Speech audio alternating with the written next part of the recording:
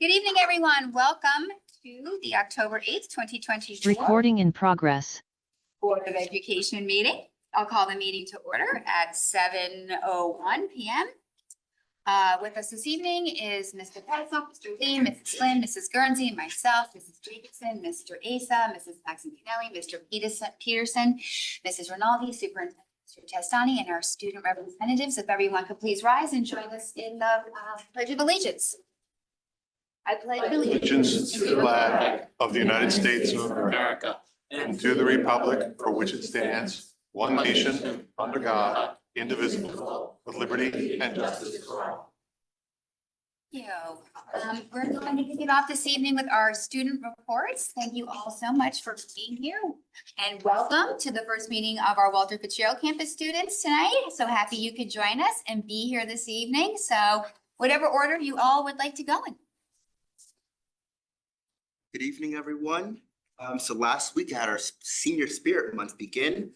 We'd like to say congratulations to Anthony Torres for winning Adam Sandler Day to start off the month. Please stay tuned for Decades Day this Friday. 9th, 10th, and 11th grade students are taking the PSATs tomorrow and will be taking it in their homerooms. Mr. Brown and Mr. Cabana had a Google Meet today during homeroom to administer a PSAT readiness check. All right, next up, we had our activity period last week, Wednesday, as always. It was the first activity period of the year. Students were able to explore and take part in their interests in the last 20 minutes of the day. It's a great opportunity to make new networks of friends, explore opportunities, interests, and just get outside of your box. Furthermore, we're excited for our fall pep rally next Friday to celebrate our fall student athletes, followed by a football homecoming game at 6 p.m. All right, speaking of homecoming, we have our homecoming dance next week, Saturday, October 19th, I believe at 6:30 p.m. in the large gym at Warde. It's a junior-senior dance, so that'll be pretty exciting. And the theme is royalty.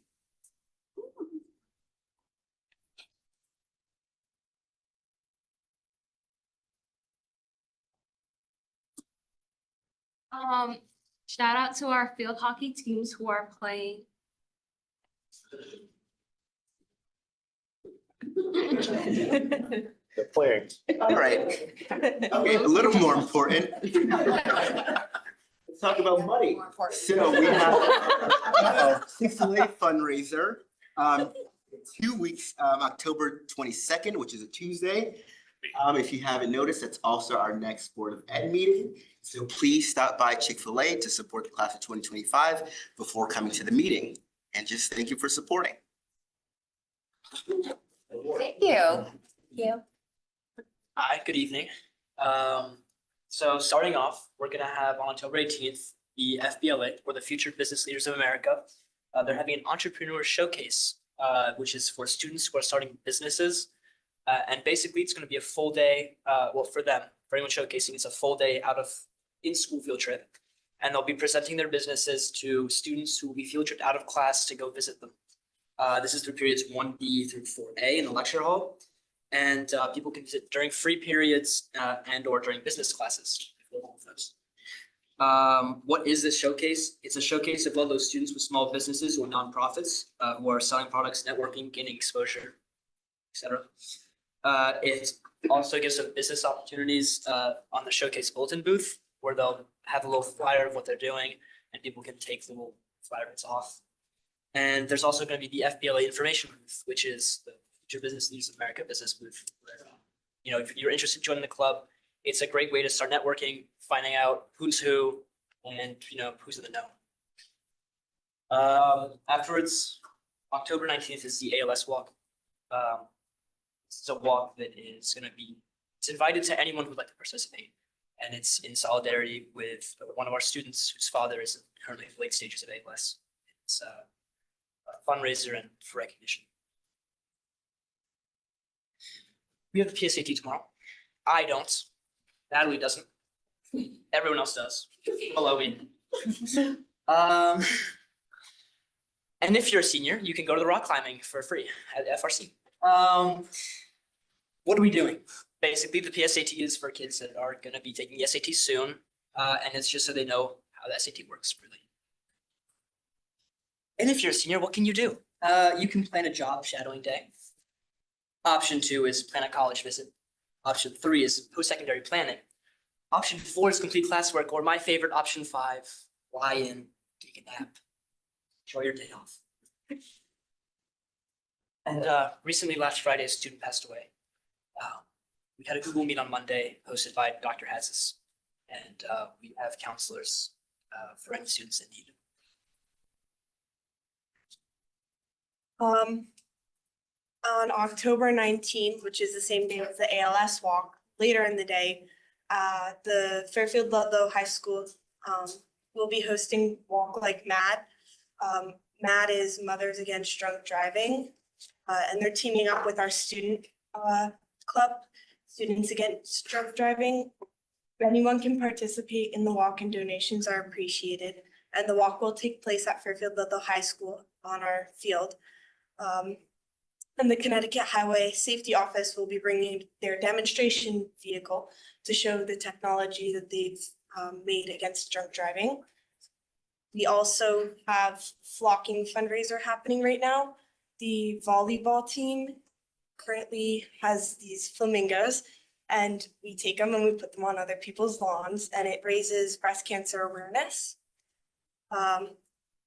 So you can submit like any address within Fairfield or the area, and we'll take our flock and we'll go flock someone, and then it leaves after 24 to 48 hours. This month is also our Pink Out month, which yet again raises awareness for breast cancer. Students and teams will pick a game and they will wear pink. Yeah, sorry. We also have Falcon of the nominations coming up this month. We are focusing on the letter F in Falcon, which is fellowship. You can nominate peers or Falcon faculty through a Google form from the path of Google. And we'll be having our fall concert on October 16th. It's our concert for music. Any orchestra will be included in the Ludlowe Symphony Hall, aka LHS's main gym. Yeah. Sorry. Thank you. Good job. Hello, my name is Alex Borst.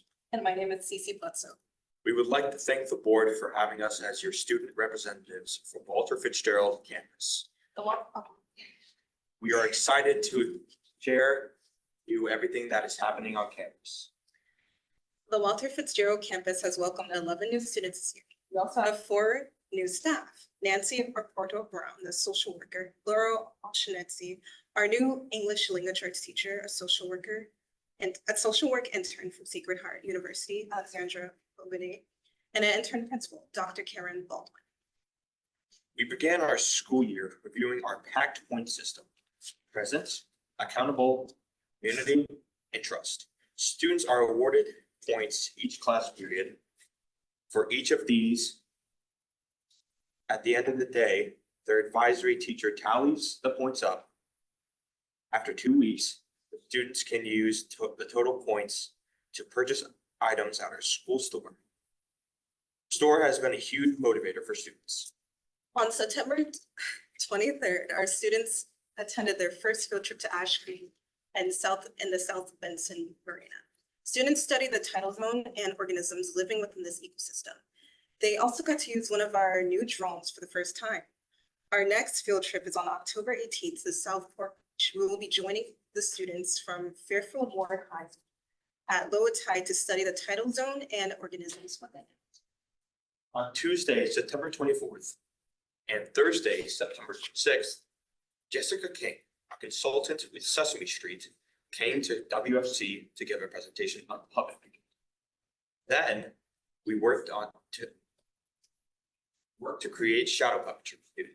Students in our new computer-aided design course will be creating videos with the shadow puppets. On Wednesday, October 2nd, we had a half day scheduled. We spent the remainder of the school day attending our new clubs. Film club, yearbook club, pottery, and sports club met for the first time. Our yearbook club received a new digital camera and backdrops from a DonorsChoose.org fundraiser. The students are researching yearbook layout programs for our first yearbook. Our seniors have the options to return to Fairfield, Warde, and Fairfield Ludlowe for their senior pictures. This summer, Fairfield Foundation for Education granted WFC 2 DJI mini drones, 12 iPads, 3 GoPro cameras, and 10 SD cards. Fairfield Special ED PTA granted WFC $500 for a makership and supplies. We were given 52 Amazon tablets, 4 high-top workstation desks, 2 tracing light boxes, and 2 75-inch TVs to stream Zoom meetings and interview guests. We are thankful for the generosity of many Fairfield residents who donated Legos for our new Lego. Students in environmental chemistry used Legos to create a stop-motion movie of Lego sets of sugar. And then nuclear meltdown, which more academic Lego projects are planned for this school year. Through various donorchoose.org grants, we were able to finish our podcast room and our recording studio. Many Fairfield residents also donated flutes, clarinets, trumpets, guitars, and many other instruments. Our students in physics of music have been recording podcasts, morning show, and music. Our content area teachers are working on multiple interdisciplinary project-based learning and teaching projects. We have applied for a second-year Long Island Sound school grant to continue our research on Mill River, Long Island Sound. We're continuing our community partnership programs with the Pollinator Pathways Program, Abstract Land Trust, and Mill River Wetland Committee. We will continue to work on our mentorship with the talented and gifted students who are now in 6th grade at Louis Meadows Marin School in Bridgeport. Every other month, we visit the classroom and work on projects with them. In the opposite months, they visit our school. We continue the projects and do activities to build the relationships. We all benefit greatly from the mentorship. Our guidance counselor and social workers are hosting weekly post-high school planning meetings for seniors and for teams. A representative of RISAP, Carolina DeLeo, is our community engagement coordinator. She comes every Monday to work with the students from 12 to 2 p.m. And bi-weekly on Wednesdays, she works with our students on driver permits, FAFSA, resumes, college applications, and more. She runs groups on information, and she works with students individually. She collaborates with parents and guardians. We are thankful for her support. On Tuesday, October 1st, students from WFC attended a college fair at Bridgeport's Hartford MPU Theater. We have formed a chronic absenteeism committee. We have identified students who have been absent for more than 2 days or 10% of the total.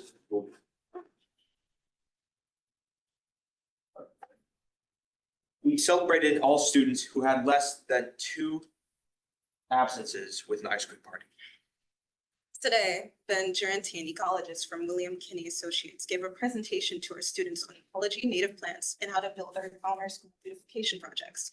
We always look forward to experts. At the beginning of the school year, WFC informed parents and students of a new cell phone policy. As students enter the school, they hand over their cell phone. It is not allowed in class. It has gone very smoothly, and students are. After 2 weeks, students were given their cell phones back for lunch. Now, we will be the pilot school for the yonder cell phone pouches. You may have used them at concerts or competitions. We will be implementing the usage of these pouches for the start of second quarter. We will be sure to let you know how it goes. Thank you again for hearing our WFC updates. We look forward to letting you know how things are going as the year progresses. Thank you so much. Well done, bravo.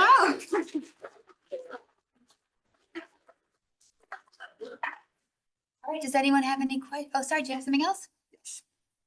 On behalf of the entire Fairfield family, just like to extend our love, prayers and thoughts with the Ludlowe community.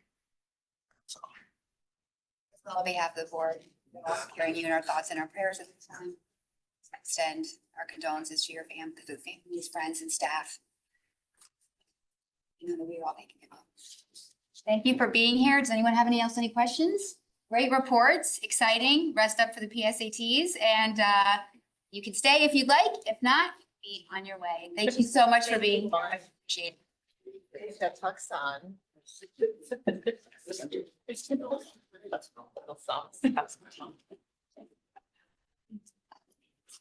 Okay.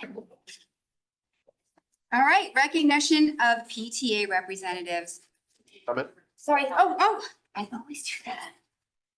Public comment.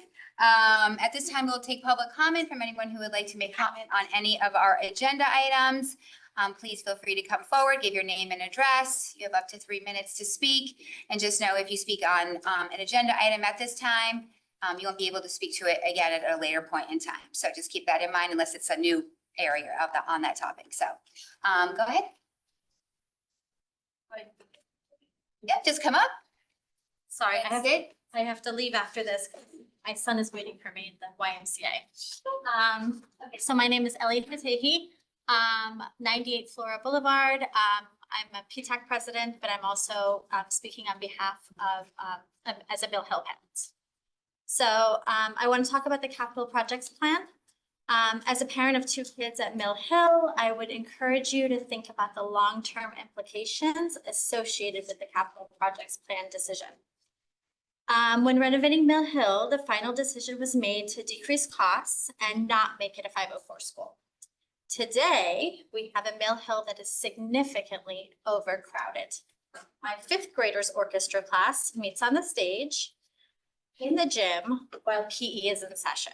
So as you know, that doesn't work with all the noise, so we don't have very happy teachers or students. The gifted class has no space and typically meets in the hallway or the library or the courtyard, depending on the day. I just learned that the accelerated math classes need to find another room for a week to accommodate the PTA's book fair. So this is just a couple years out from the renovation. And so what will happen in the next 10 to 15 years as our population in Fairfield grows? The overcrowding at Mill Hill will need to be addressed in your decision-making process. So, thank you.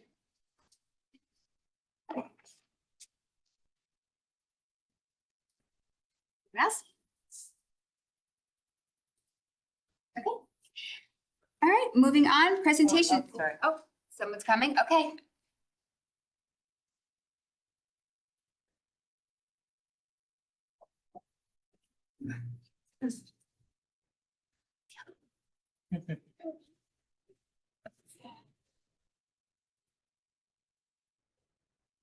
Hi, most of you know who I am. My name is Lauren Effron. We live at 241 Burr Street. I am Dwight's PTA co-president and the Board of Ed rep at RLMS. These are my girls. And they'd like to share a little bit with you about Dwight and their experience there. Hi, I'm Adele. I'm an 8th grader at RLMS and I went to Dwight. So I'd like to give some fun facts about Dwight. So did you know that Dwight is the 5th best school in the state of Connecticut? And it was Dwight who changed the state candy to the lollipop. In fact, Government Lamont came to Dwight himself to give us lollipops. But another fact about Dwight is that when I went there was no air conditioning. And I remember kids getting really lightheaded due to the heat. My name is Emma and I'm in 6th grade at RLMS. And I remember that it always smelled really bad, especially right next to the bathroom because of all the plumbing. The toilets would get clogged all the time. And it would always smell really bad next to the stairs and the toilets in that area. And I also remember that there was one of my friends, she hurt her foot and she was in crutches. And some days she was either hobbling down the stairs or she had to go outside, like through the back door of the classroom and go around down the ramp to get to lunch. So we deserve a school that has where students of all abilities can get around.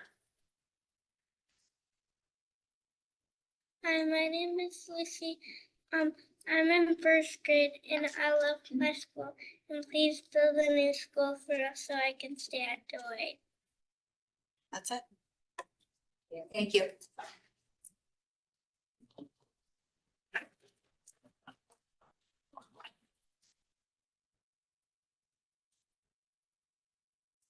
Hello. Dina Ryder, 400 Lunlock Road. I am the Board of Ed rep at Dwight. I have 3 boys at Dwight in kindergarten, 2nd, and 5th grade. I'm here to express my support in requesting seed funding in order to get the process started on rebuilding our school. As I'm sure you're well aware, a host of building issues have popped up with our school over the years. The plan has always been to build a new school, but this has always been pushed further and further out on the waterfall. The price tag is a tough pill to swallow, and we understand that. You, the Board of Ed, has spent countless hours exploring alternatives such as closing the school down, redistricting, and adding onto other sites, and adding onto the existing site. We're very grateful for the work you've done so far. It's been proven time and time again that research and data that these are not feasible options. You're faced with the potential opportunity to rebuild the school now. The price tag will only inflate the longer we wait, and Fairfield cannot function without Dwight. It's not only an asset, it's a necessity. With the opportunity of a rebuild comes opportunities for reconfiguring our ECC setup and balancing utilization across town. Moving the ECC from Stratfield to Dwight would enable Stratfield to welcome a large cohort of McKinley students and alleviate overcrowding. The building has been deemed to be in fair condition, the lowest acceptable standard. One day, inevitably, the building will fall into the poor category and be deemed unsafe for students. This will lead to an unexpected closure, which would lead to extreme chaos, overcrowding, and scrambling for a very expensive solution. Please vote in favor of asking for seed money in order to move the process forward on Dwight 2.0.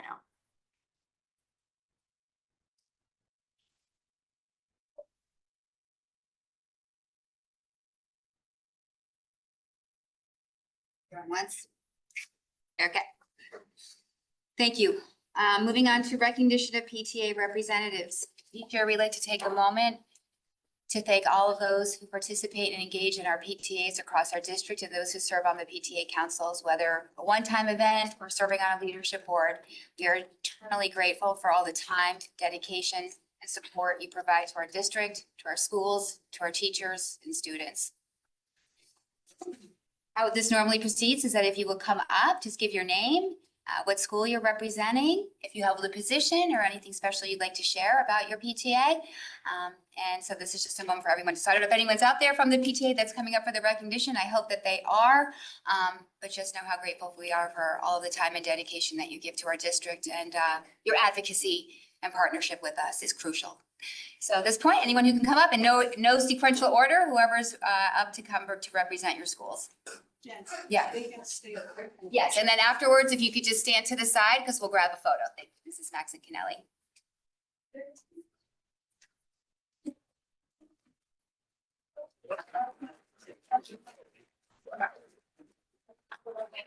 PTAC president-elect. Lauren Efren.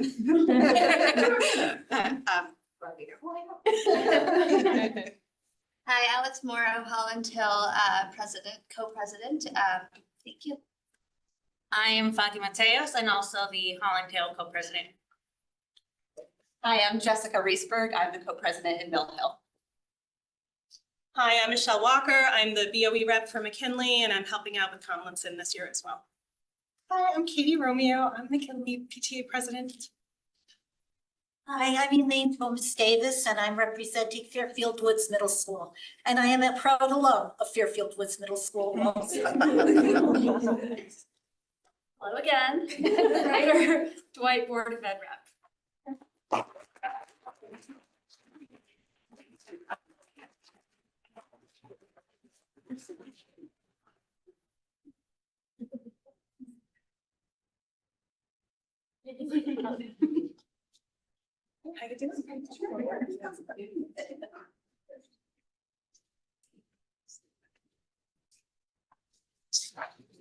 Okay,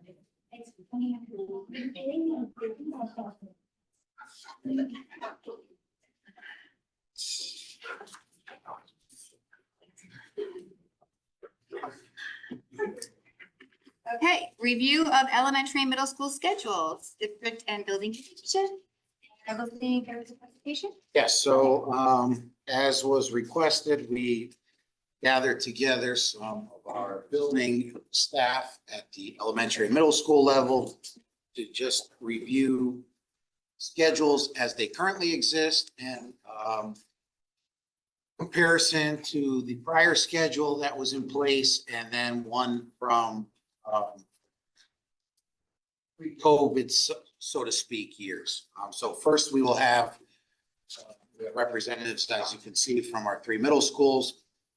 And we have representatives that have long history here in the district, from our elementary schools that will present tonight, led by Dr. Parrish, Dr. Zevchins. Good evening, Zakia Parrish, Deputy Superintendent. I'm joined by the middle school principal at Fairfield Woods Middle School, Colleen Vanek, principal at Roger Ludlowe Middle, Hiley, and principal at Tomlinson Middle, Anthony Promato. In addition to the three principals, we also have some of our assistant principals here in the audience, as well as some of our teachers that are here to answer questions if need be. So we'll go ahead and get started and jump right in. Then we'll turn it over to the elementary school. The elementary school. Great. Dr. Parrish, do you want us to do middle school and then ask questions on that and then go to elementary? Or you just want to get through all of it and ask questions accordingly? You can go off right through. Okay. We wanted to begin this evening with just a review of what the guidance were in reimagining the schedule at the middle level. This is information that I'm sure you're going to be familiar with because we've talked about it before, but it's these were our overall and overriding goals and aims in trying to look at different scheduling options. We wanted to see an increase in the instructional time. We wanted to be able to provide an intervention system for students that would be able to be accessible to all students and not all at the same time during the school day.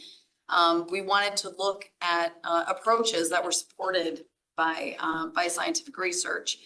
The pace of the day had been a bit of a marathon, my colleagues are going to go through the previous iterations of the schedule, and it really felt like more of a marathon during the day.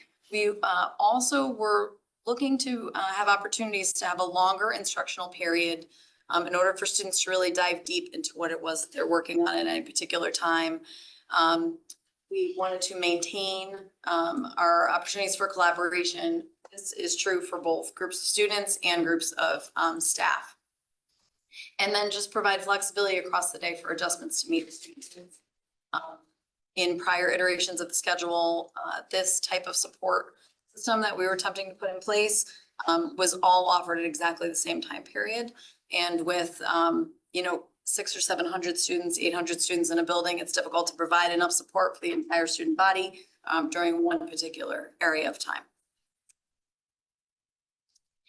Historically, this was work that began prior even to me joining in this district again, but this work's been going on since 2016.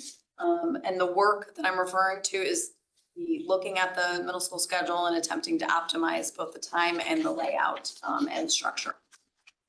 This began with the items that are listed here. I won't read all of them to you, but there were multiple middle school schedules that were reviewed, multiple site visits that occurred.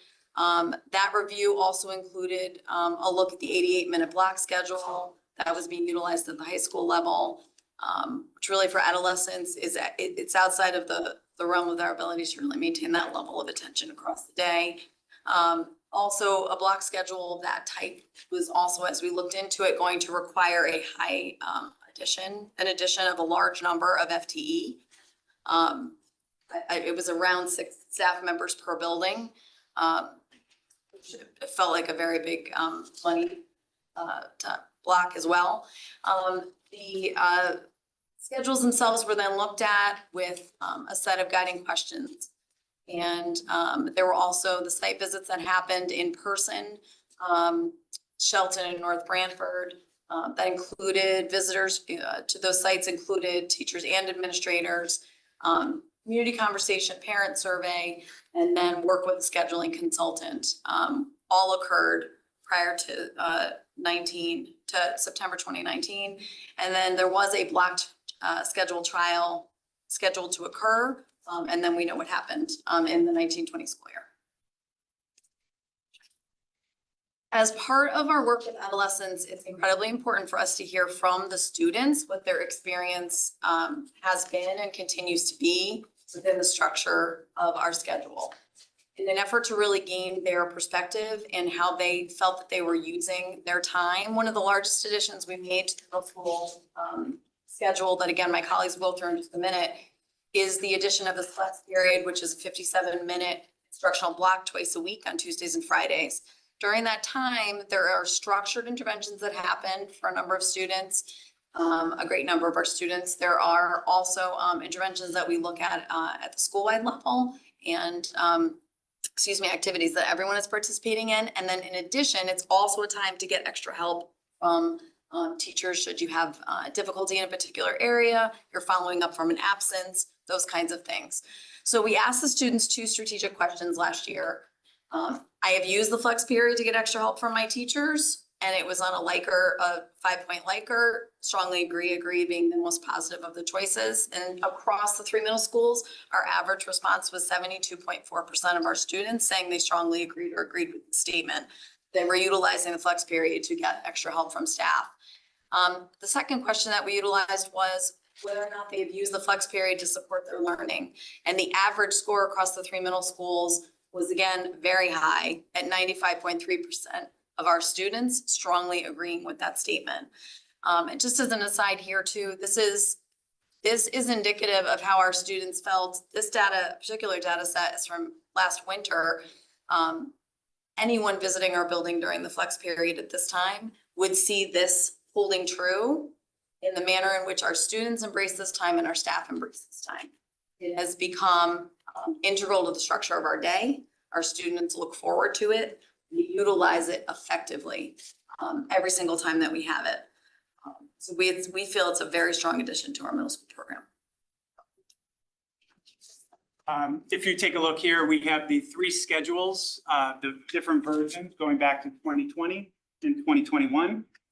We have the straight 7 schedule, which means that we have a traditional schedule, periods 1 through 7, starting with a 24-minute homeroom, which that's the place where we were delivering our interventions previously. It's 46-minute periods. And then, as I mentioned, straight through seven blocks running Monday through Friday. All core classes meet every day. Unified arts meet quarterly. Music meets 3 out of the 5 days, and PE meets 2 out of the 5 days. And snow days do not affect the day that classes meet. Then we made an adjustment with the block schedule. In 2022, 2023, we went to a 25-minute homeroom period with a flex period, a 65-minute class period, 5 blocks per day with 2 periods dropping. The difference with this schedule was we turned to a 7-day rotation, an A through G day. This schedule did not follow the days of the week. It followed the A day through G day. So it was difficult to follow Mondays not being a Monday. It was a letter of the alphabet, A through G. Snow days would not change this schedule unless there were extreme circumstances. Then we made a slight adjustment to the 2023-2024 schedule. We moved to a 10-minute period for homeroom, a 57-minute period for instruction, 6 blocks per day, 1 period dropping on a non-flex day, and 2 periods dropping on a flex day twice a week. Each core class, math, language arts, science, social studies, and world language occur 4 times per week. Unified arts meets 4 times per week quarterly. Music meets 5 times in a 10-day cycle. PE meets 3 times in a 10-day cycle. Days of the week are locked, so a Monday is a Monday. Snow days do not change unless outside. No, snow days do not change the schedule unless extreme circumstances. You're a slide behind. And then Some of the pros that we wanted to share with you with those three schedules. The students in the first version, 2020, 2021, students see their teachers every day. They maintain homeroom as a check-in point, and that was very strong in our research during the process of adjusting the schedule. Flex time was provided during homeroom, and that was for the entire building. 2022, 2023 version, we maintained homeroom as a check-in point. We provided longer instructional blocks, and flex time was still provided through homeroom, and that was for the entire school at once. Then using the guiding principles, we made more adjustments in 2023, 2024, maintaining homeroom as a check-in point. We were able to establish longer instructional blocks, increasing the frequency of class meetings from the previous schedule, maintaining a better pace of the day, providing consistent and predictable schedule, meaning that Monday is a Monday, maintaining benefits of the flex time by maximizing student support and extension opportunities. We are currently using an A and B rotation, which gives us more flexibility in how we schedule our UAs. And we're able to meet 45.78 of our students that require additional support. So that's direct support. SRBI students, 504 students, special education students, multi-language learner students, gifted students, leaving over 50% of our students that are able to use this instructional time to meet their learning needs, as was mentioned in the survey. Some of the cons that we wanted to share with you. 2020, 2021 version, whole school had flex at the same time, which limits your opportunity for interventionists and their availability to meet all the needs of our students. The pace of the day was frantic, short bursts of instruction, 46-minute periods, shorter instructional blocks, no established intervention or extension time. So using the guiding principles, we made adjustments 2022, 2023. We had a variation of days in the schedule. These are cons. The A through D day was very hard to manage for our teachers. 65-minute periods felt like too long. Students did not see their teacher every day. Whole school had flex at the same time, limiting the access to interventionists. Teachers and students found, again, the AAG schedule very difficult to manage. Moving on to the 2023-2024 schedule, students do not see their teachers every day. Periods are slightly longer, 11 minutes. I share that just because some have shared in some of our surveys that the 11 extra minutes, the 57-minute period is a bit too long, and then an early lunch wave for 6th grade. You're welcome this time. Do you mind driving? Keep driving. Thank you. You are a good driver. I want to start really as one of the old birds at the table. I was around for the visits that we did. I want the board to keep in mind that we have maintained our guiding principles throughout any and every revision in this process. When we looked at other schools, Branford, Shelton, we talked with several scheduling experts, and the big message is you can't have it all. And sometimes when you want it all, that costs money. We went back to our guiding principles. We went back to our values that we have here in Fairfield. Some of the schools that we looked at, well, language was an option, music was an option. That was not something we wanted as an option for our students. We want our middle schoolers to have the whole experience. We were also very mindful, as someone referred to earlier, in the costs of additional FTE. So we looked long and hard at many variations, and you've sort of seen the progression here. And we believe that we have really found the sweet spot. I'm not going to read these numbers to you. I know you had it in a packet and it's in front of you. I just want to explain to you that when we talk minutes, that 24-minute flex homeroom time from the earliest schedule, this current schedule is really a reallocation of those minutes, the time in the school day to increase that flex time. That's one of our goals. That was one of our goals in the last revision. Our 5-day core and PE classes decreased by 2%, but all meet more frequently. Also one of the goals in our last revision. There was an increase in time where students could get support from their teachers, one of the goals of our revision. We were also able to maintain the music PE ratio of a 60-40 split. Ms. Bannick spoke earlier about an overview of what we do in Flex, and I just want to dig a little deeper in that. This is a dedicated time for our students' education, personal growth, social emotional learning, and time for them to be supported in managing their own time, and in middle school, starting to take more responsibility for their learning environment. Again, these are just examples. Our goal is to gradually transfer that responsibility from teacher and parents to students. We aim to make students active participants in their education, holding them accountable for their work, studies, and behavior. We encourage them how to organize themselves, manage their time more efficiently, turn in assignments, self-advocate, and be ready to learn. In this flex time activity, I know one of the big questions is, what about the kids not receiving interventions? Please know that at each of our school, there are hundreds of kids that get interventions, extensions, gifted, MLL, SRBI, special education, 504 support services. The students that are not in that category, twice during the week, one day they are receiving 30 minutes of an IXL math diagnostic and practice. The other flex period, 30 minutes of that is time spent reading. We implement our social and emotional learning curriculum in Move This World, which covers our 5 SEL social emotional competencies. I spoke earlier to executive functioning skills. We have resources available to all staff. Again, many of you have had a middle schooler go through, and we need to continue to work to develop that set of skills and greater competency and confidence across a range of situation and executive functioning skills, including effectively communicating, study skills, resilience, and just dealing with life and difficult situations. A big part of that flex time is teacher assistance or seeking help or clarification from teachers.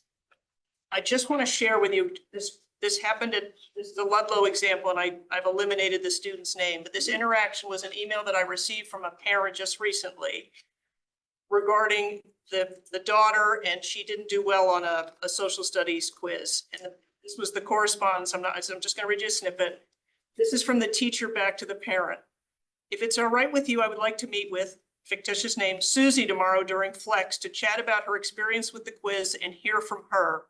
Susie and I get along well, so it will all be positive and totally relaxed. It will give me a chance to see how she is making adjustments to a new school year with new challenges. That's just a teacher example, one of many examples of what happens during Flex. This time is also given the students to do work completion and revisions, work on long-term projects. All 3 of us have between our library media center and our tech integrationist, something that at Ludlowe we call unplugged. It may be called something different at the other schools, but it's a time to unplug from technology and participate in opportunities that foster mindfulness, collaboration, positive social interactions, critical and creative thinking. Lastly, we use that time for makeup music lessons. We certainly use it for special assemblies. Oh, it's a lot. Again, I spoke to our sweet spot. As the old bird, and my 30 years, 23 years of being a middle school person, I feel very strongly that the scheduling and the offerings in Flex, I'm not sure how we did it before we had a Flex time.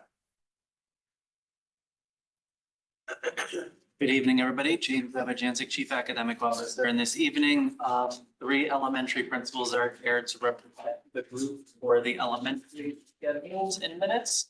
And we'll go through a pretty similar format that the middle school did as well, and then open it up to questions. To my left is Sherman's principal, Dr. Banner, Holland Hills, Ms. Farrell, and hers, Mr. Bluestein, and they will begin our elementary.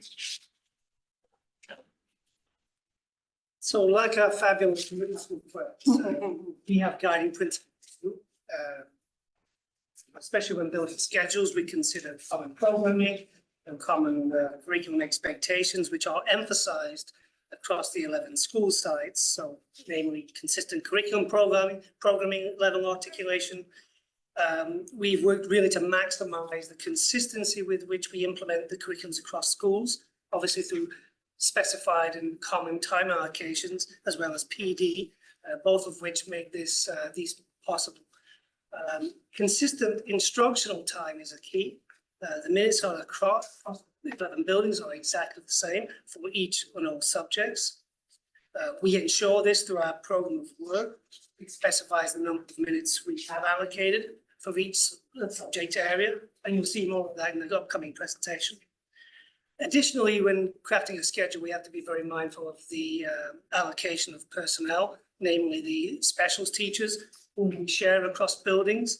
You know, when we develop these, we have to be conscious of certain schools have more sections than other schools, so therefore they may have more specials time. I shouldn't say time, I should say teacher time. So when we don't have a Spanish person in the building, obviously we call it Spanish. So there's just really three considerations: timing, the allocation of suitable personnel, and obviously making sure overall that we have a common implementation across all buildings.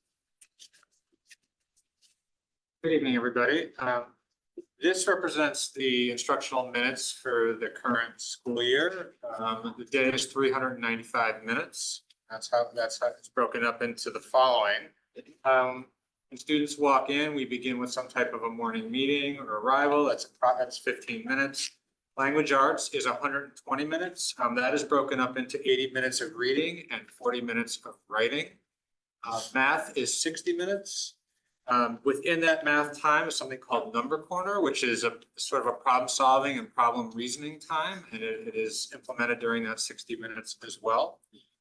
Science and social studies is 40 minutes. Just a quick note, they alternate. So when students are involved in a science unit, they're not involved in a social studies unit, and it kind of flips back and forth throughout the year. Win time is 30 minutes. Obviously students spend a lot of their time at the elementary level in one classroom, but they do have to move from place to place. So we did build in transition time of approximately 20 minutes.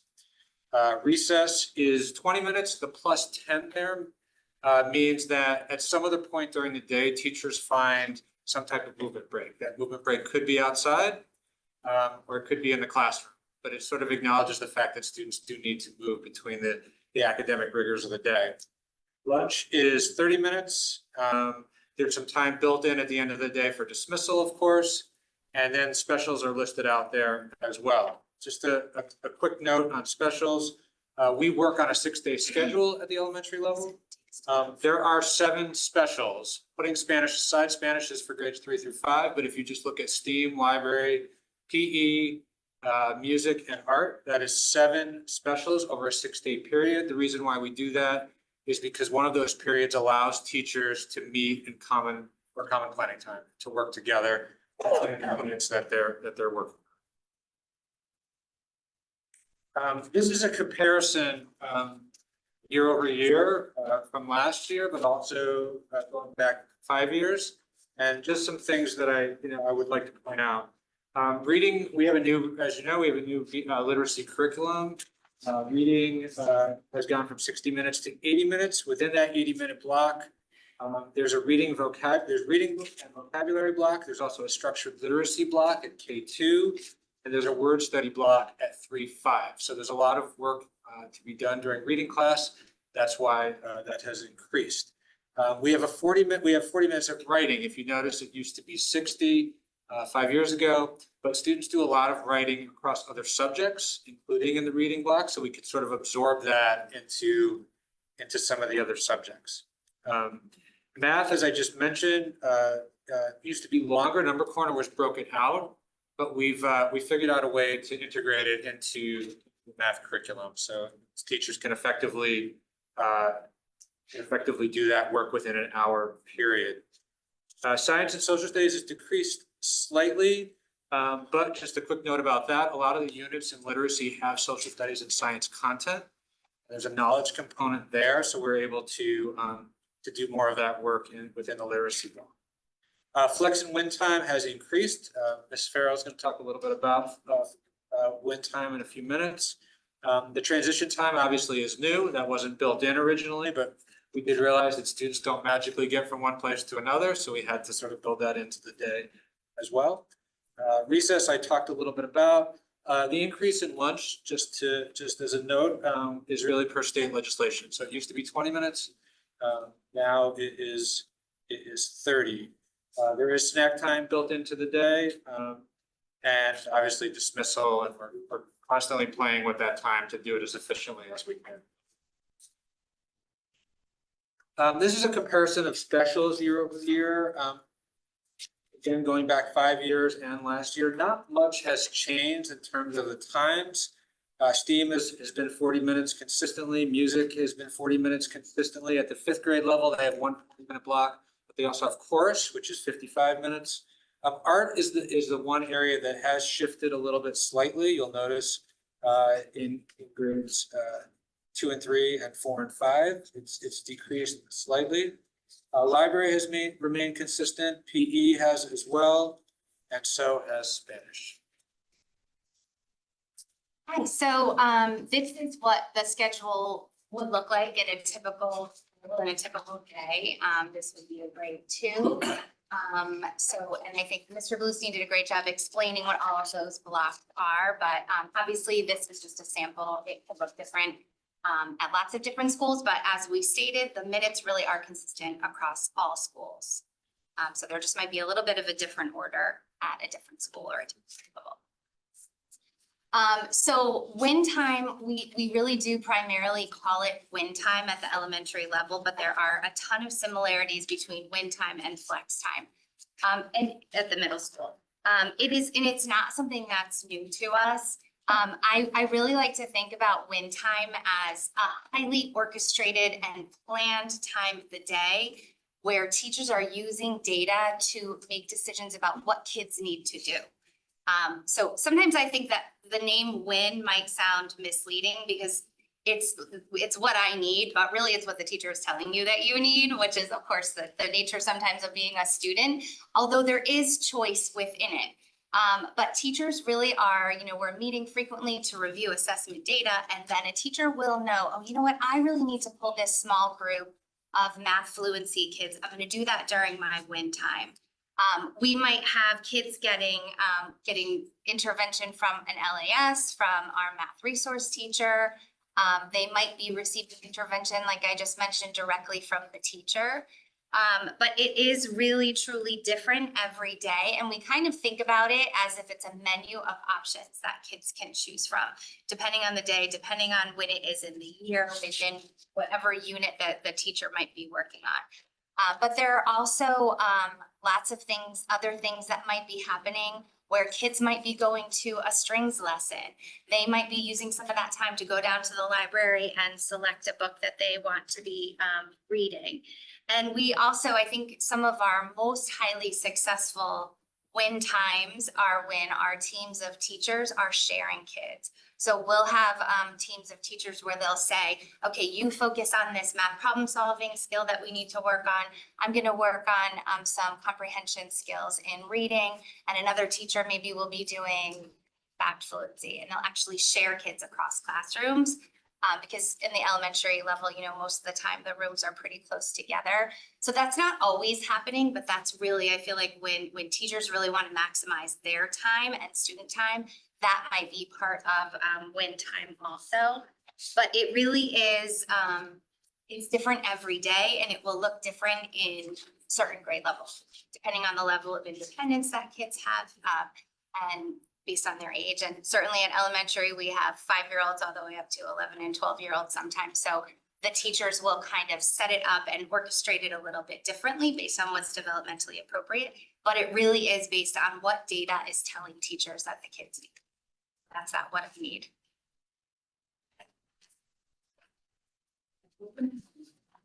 Thank you.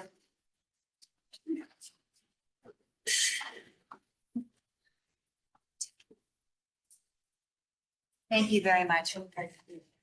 I'll open up to the board. Questions? Mr. Lee. I just have a couple quick ones for all the work. The first one from the middle school, I know you say you want to make the kids more independent learning. things like that. So I'm assuming this will help them with their next transition to the high school, where it's more scheduling and walking from class to class and class. Correct, and when they get to the high school, they may have a choice between having a study hall or no study hall, so this is setting up the skills. Have to study hall, what they need to do. The second one, I guess, is for the group. I'm assuming all the teachers are for it. There's not a negative impact that the teacher may feel having in any of this or flex or anything like that. I mean, I think, sometimes I feel like we're like overly ambitious, like they need this time. And we've been finding lately, we're like, oh yes, you can do that during wind time. You can do that during wind time. That's how much they love it and value it, because they really need that time to be able to get to those small groups. Mrs. Lynn. Thank you very much for the presentation. It was very well. To a similar line, who teaches the flex period? Is it the homeroom teacher? Middle level, yes. The middle school level? Well, there's partners. Homeroom teacher and along with unified art staff. Okay, that's kind of where my question is, because, and I really fully appreciate, wanting to have our kids have the ability to go to take a test or go get the services they need. But if they're with their homeroom teacher and students are coming to access that teacher for help, who is then providing the other services in that classroom for the students that are still there? I'm kind of wondering like how that all works. And when you talk about the IXL and the silent reading, is any of that a requirement to be done before they go to reach a survey? I'm just wondering like how that looks, if you can kind of dig a little. It's a great question. So the partnership works in a perfect world for me. Would you have a middle school every day? It was every day, middle level. No, in a perfect world, what happens is when the homeroom teacher, let's say, does Tuesday flex, right? Unified arts teacher may do the Friday flex. The homeroom teacher is then available to be the social studies person that they are, or the science person they are, while the unified arts person is in there running the room. Okay. To then be able to meet with students independently, make up tests, quizzes, check in about misunderstandings. Yep. So there's that partnership that goes on. However, students do not always have a question at exactly the perfect time. So students, part of the benefit of running flex in a structured way, which we do, is that our students know for the first part of flex on Tuesdays, everyone does IXL.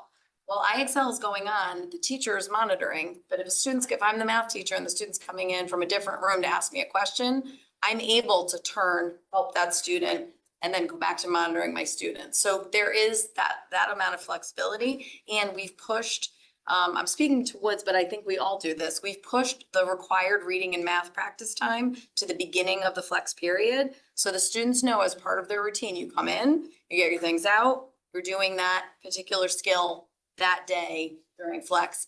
If a student is, it does get complicated if a student is receiving, let's say, math support from our math resource teacher, right? We want to maximize the time that they're able to see the math resource teacher. So if they have to go to math resource time at that exact IXL time, they may get IXL practice through their math class, but they are getting that strategic small group math instruction, which also assists them in their learning. So, and we wanted to make sure that we provided a very clear structure for our staff to be able to follow.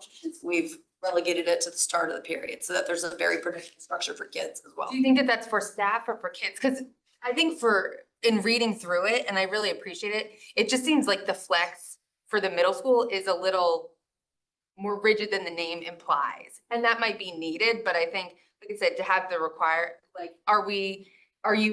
as they're scoping from 6th to 8th grade, are you seeing that you're giving more flexibility with flex to prepare the students for that executive functioning? To your point, like the agency to say, I need to go see my math teacher, because I can imagine you're seeing that more with an 8th grader than a 6th grader. So kind of that progression, do you see? Actually, asking for help is, again, I'm answering from the Woods perspective, but I know that this is true across all 3 schools. The students, one of my teachers who came with me this evening is a 6th grade math teacher who just finished telling me a story on her way in tonight about how students came up to her and said, I was absent last week for this math test. Came to her, made up the test. I mean, so It's a time that we've never, ever had before, whereas before, if I were out sick for a week and Dr. Parrish was my science teacher, I'm then having to catch Dr. Parrish before school, after school, maybe 5 minutes during lunch. Now there's the structured time when I know where Dr. Parrish's homeroom is. I know I can go meet with her and I know I can get my questions answered.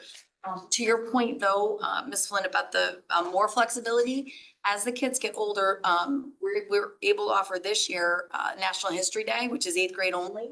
So we are providing some level of progression for more choice as the students do get older. And as you're looking at flex, do you see, because I was not on the board at this time, but when this was originally presented, I think, I'm gonna date it, like pre-COVID, there was talk of like expanding those offerings during that time period. Do you see that as something that you're approaching, that you want to continue adding offerings for students? Or do you find that what you're seeing right now meets the mark for the majority of students? Like, I know you're hitting the interventions and we're meeting, that 47%, and I think that's phenomenal. But do you see yourself continuing to add to this flex period, or do you think this is kind of a sweet spot? I have to be honest, we're jamming. Are you so jamming? much into flex? I'm just thinking about today, we had our regional high schools present to our 8th graders during flex period today. So I mean, we end up using it for, what I would say to that as my initial response would be that we are continuing to see the benefits of using it in different ways as we continue to use it. And then certainly if more opportunities become available to us, I know that we'd be open to utilizing those. And the one last thing I would add is that it can also be a time at some point, possibly, we've at least discussed it at Woods, that maybe this is the best time for like a student council to meet or something like that, where kids who are overcommitted after school may be able to have more flexibility if we can provide those meetings during the school. That would never be able to apply across all clubs, across all experiences, but for certain pockets of clubs where we could then offer it and get a wider range of students involved, that could be a great use of that time. And do you use flex time currently at all for any interdisciplinary or team teaching? I know that was a big investment of the board. Like, are you utilizing that time for, like, are we doing projects across 7th grade teams and we're using that flex to any kind of that? Not at the moment, no. I would only add to Ms. Bannock's comments that we as schools we've made revisions from last year's flex to this year's flex. So we're having ongoing conversations to monitor and adjust what's best for kids. Thank you. I have a bunch more. I'm just gonna ask a follow-up to that. Can you just, for some people who may not know, can you just tell us what IXL is? It's a math program that's, it's computer-based. It does a diagnostic for each of our students. So every student at every school, regardless, everyone has taken that diagnostic. And it provides a resource for kids. They go in and it will have different areas where they have weakness, and it gives them practice and examples and areas that they need to grow in. And their rainbow peacock of areas where they show growth. And every student is doing that once a week for 30 minutes. Correct. Yeah, that's new this year. And every student is doing 30 minutes once a week of independent reading. Correct.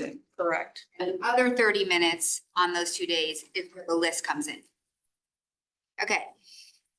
All right, that's my follow-up, so I won't take the floor until it's my turn, but anyone else? This is good, yeah.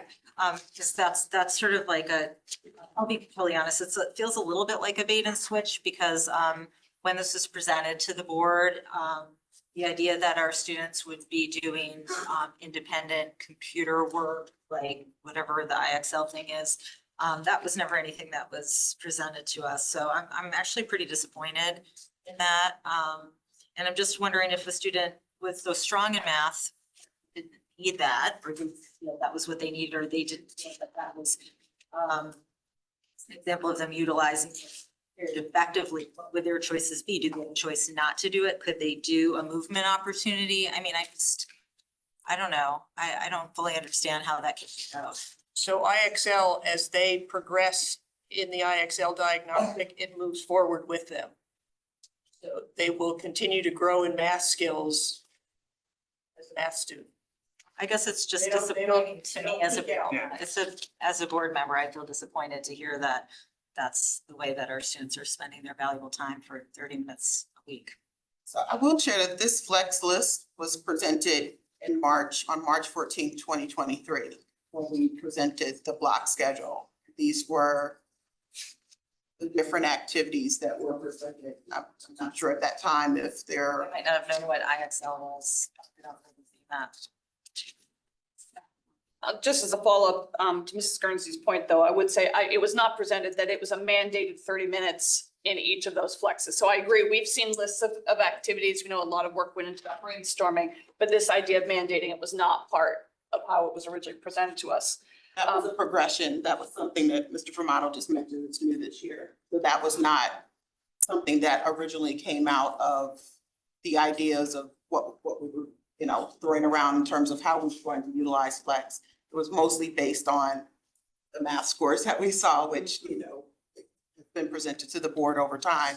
And also the impact that we actually have seen from students actually engaging in this work at one of the middle schools specifically, and the performance increases that we saw in math specifically. I should just say, I'm not making the argument whether it's an appropriate use of the time or not. I'm agreeing with Mrs. Guernsey's point that it's not something that was part of the original presentation of just how the time will be used.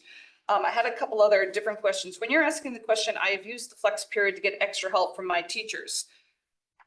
Was there a time frame as part of that question? Because based on the phrasing of that question, if a student goes one time, of course they're going to put agree.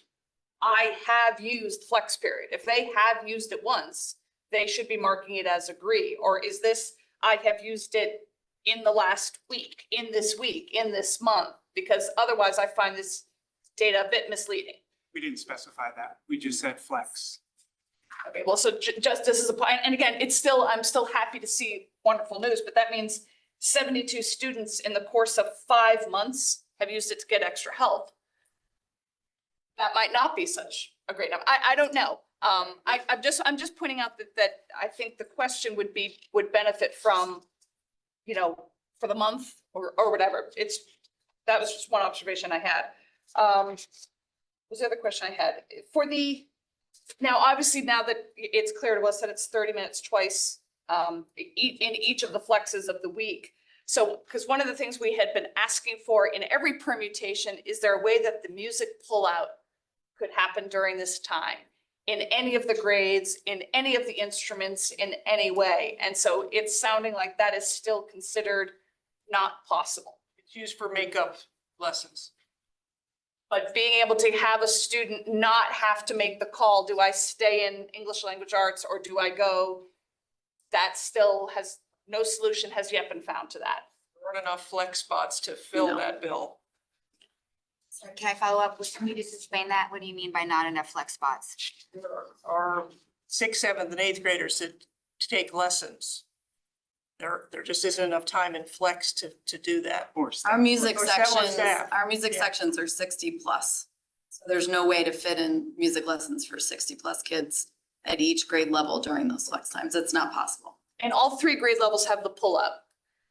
Correct. Could 8th grade be prioritized, or if it was a judgment call, 6th grade be prioritized, that for 8th graders? There's a single 8th grade band teacher. So I think that it's a measure of numbers of students and numbers of staff that are available to do the lessons at that time. Those are also teachers that help facilitate flex. They're also being utilized in that way. Okay, but wouldn't you agree that facilitating flex is less of a priority than helping to keep kids in their core classes more? I don't want to speak to the pullout system for music. It far predates me. What I would say is though that. No, but unfortunately, you're part of the solution though. I agree. I think the use of flex as it stands right now is one of the best uses of middle school time that I've utilized in my 26 years of being a middle school educator. And what I would love, I wish that the board could be in the building when flex is happening to see the myriad of ways that our students use this time. You can hear the kids in the hallway say, oh, I'll go see, again, Dr. Parrish during flex. I'll go see Ms. So-and-so during flex to catch up. The kids are beginning to utilize this time, which really builds that executive functioning to your question, right? Around building those skills ahead of getting to high school. The only way the students are going to be able to build these skills is if we provide them an opportunity to build these skills. And this is the way for us to do that. Okay, just to be clear, I wasn't speaking against flex. I mean, I think that the way that this has evolved, I think it sounds wonderful. It really sounds like it has been improved. And staff is making the judgment call. You're the ones there, serving the children. So it's not questioning that. I'm just pointing out the one big thing that has been asked for years is, can you solve this? We haven't found a way, other than to utilize it for makeups. Okay, and then I only had one other question. My concern with the elementary school schedule is because I was part of the fight to get that 10 minutes in for recess, the extra recess. We'd wanted to call it recess. Staff fought us in calling it recess. So it's 10 minutes, which now is put into parentheses and is not even worked into the day. And I would consider that 10 minutes to be a really big deal.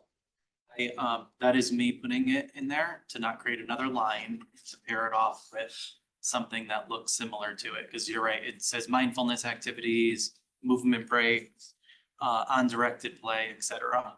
Within there. So I simply paired them together. Is it ever lost? Is the teacher ever just so busy getting through the day that it isn't understood that it is a priority that this happen? I'll turn it over to the principals. I mean, I don't have data to share with you on every day if it happens within there. There is the expectation of it, and I think all the elementary teachers build it into their blocks. But if you want to talk about how it looks. A teacher would not get through a given day or a morning for that matter without taking some mindful breaks and movement breaks.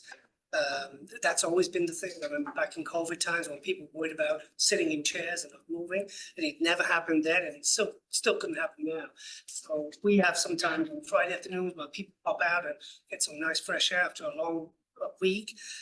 So it looks very different depending on need, but you see it scattered throughout each and every day across all grade levels in a variety of different ways. Problem with blocking it within a schedule similar to that second is that it happens at that time specifically. And we do provide some flexibility for teachers to make these judgment calls and in the moment and in the decision of when. Sometimes it's more than 10 minutes, right? Sometimes it's more than once a day within there versus saying it's always going to happen from 9:10 to 9:20. And, Just say, you don't need to tell me. I'm perfectly happy to allow our professionals to determine this would be the time, so long as it's never thought to be optional. That was really all my point, but thank you. Thanks. So just to reflect on my previous comment, I wanted to also say, while I am sort of dismayed by what's happening with excellent reading, I see like enormous vast improvements in this schedule, and I'm so pleased with the changes that are made to adjust the schedule so that's on the 5-day normal week rotation. I mean, I see the needs for it. For what I need, it doesn't make sense if it's maybe not what you need. You're actually being forced to do it. So that's the part where I get comfortable. But just was wondering if we could turn to, I'm not sure what page number this is, but under middle school instructional time comparison minutes.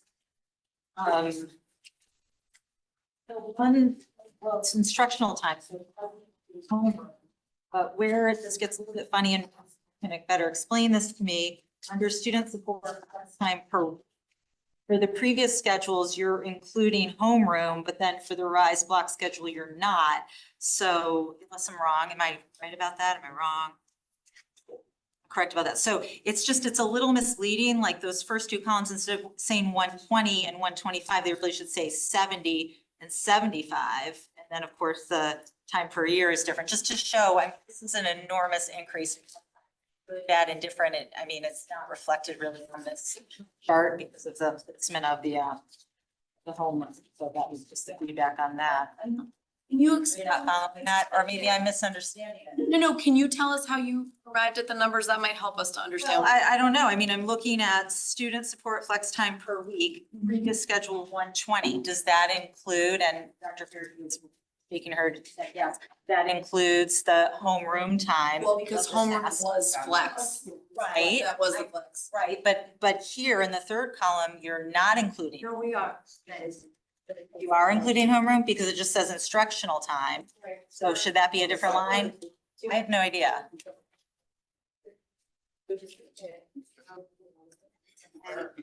We're looking here. Am I looking? Yeah, I think so. Yeah. So 57 plus 57, this is per week, right? Yeah. Well, I don't know. I mean, it says instructional time. And you add, and then you add 10 minutes per day, 50, so it's added into this. The instructional time is including this. In the flex. 57.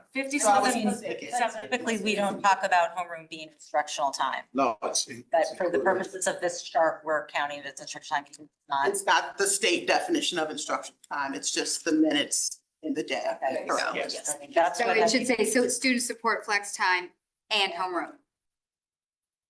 Right, I mean, just so we know it's captured in that. All right, thank you for clarifying that. Sorry, Mr. Krasnoff? A few questions for the elementary. Aaron, all you do with the schedule, planning, whatnot. In terms of language arts, 120 minutes. I see on this schedule, we see 80 minutes versus 60 minutes. Know how important reading is. But are we running to any issues with kids sitting for that long? And I know there's breaks, we've heard about it with ELA, but I have concerns that this block is actually longer than 8 blocks, which is sort of the middle schools that they have. So, how's that go? So reading and writing are generally split. So there's not 120 full. So speaking about the 80. According to this particular schedule we're looking at, language arts, 120 minutes in the morning. And then another 50 in the afternoon. I'm assuming the 50 in the afternoon would be the writing component.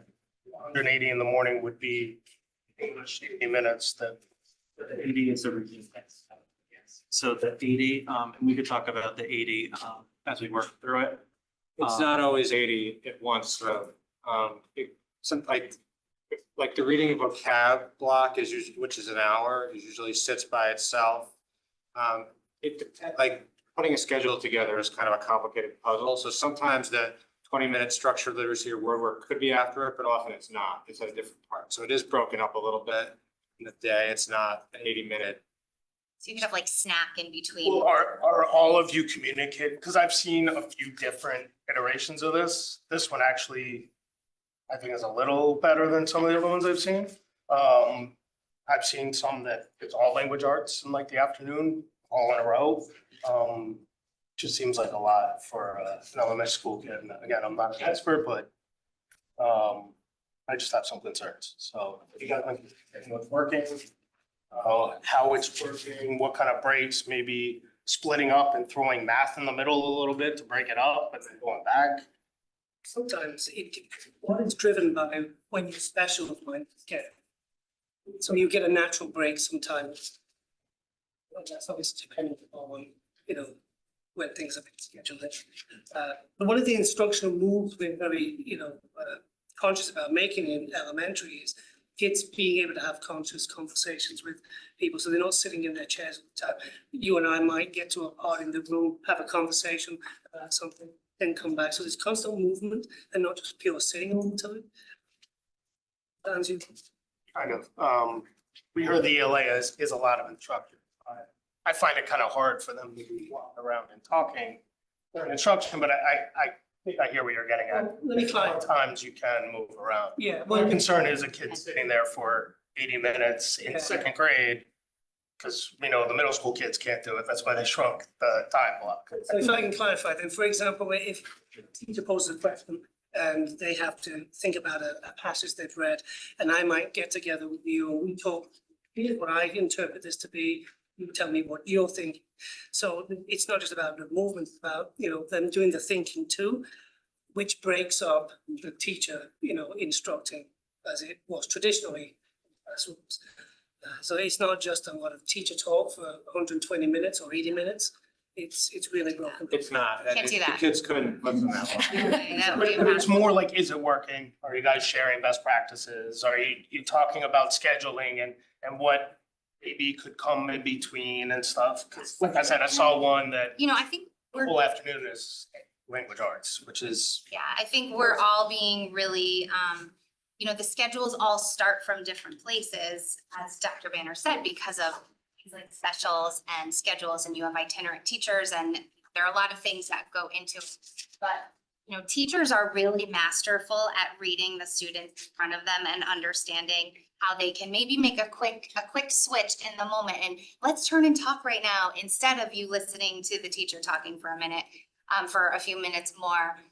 So, you know, I think that's something that with the new curriculum is a challenge, right? Because the teachers are balancing a lot of things while they're learning a new curriculum. That was one of the things that we at Holland Hill, we all had a coaching day last week, 2 weeks ago. And that was one of the things that the teachers at Holland Hill got a lot out of the coach, was kind of some strategies to help them feel a little bit more balanced so that they weren't feeling like it was so teacher directed, so much teacher talk. And she really helped to kind of teach them how to plan a little bit differently so that they could feel kind of what they felt like a little bit more developmentally appropriate, especially for the littler ones. So they're using their instincts and they're getting some really good coaching, and we're of course sharing those practices also. I appreciate that. I did hear that from teachers. Also, what are your thoughts on the 6-day cycle versus going back to a traditional 5? I know that's obviously. But, I was around when Me the too. 6-day was created. I mean, it has its pluses and minuses. One of the pluses that I don't think is talked about much is that it does allow us to fit everything in a week. I think that is probably the biggest reason why, biggest plus with it. If we worked off of, if you see kind of how packed the day is basically, and to fit that in within 5 days, I don't know how that would work. So I think that's probably the biggest benefit, that it allows us to do that. And that was going back 10 years ago, or whenever we Yeah, that's started 10 doing it, years, that was yeah. a big reason why we pursued. Yeah, and to build in that common planning time for teachers. I worry about how we would fit it all in, especially with the addition of STEAM as a special, which I do think is really valuable. But if we were to put all of those special classes within 5 days, we would be, It would cut into reading and writing. and yeah, math. we would be losing a lot of those instructional minutes. Lynn?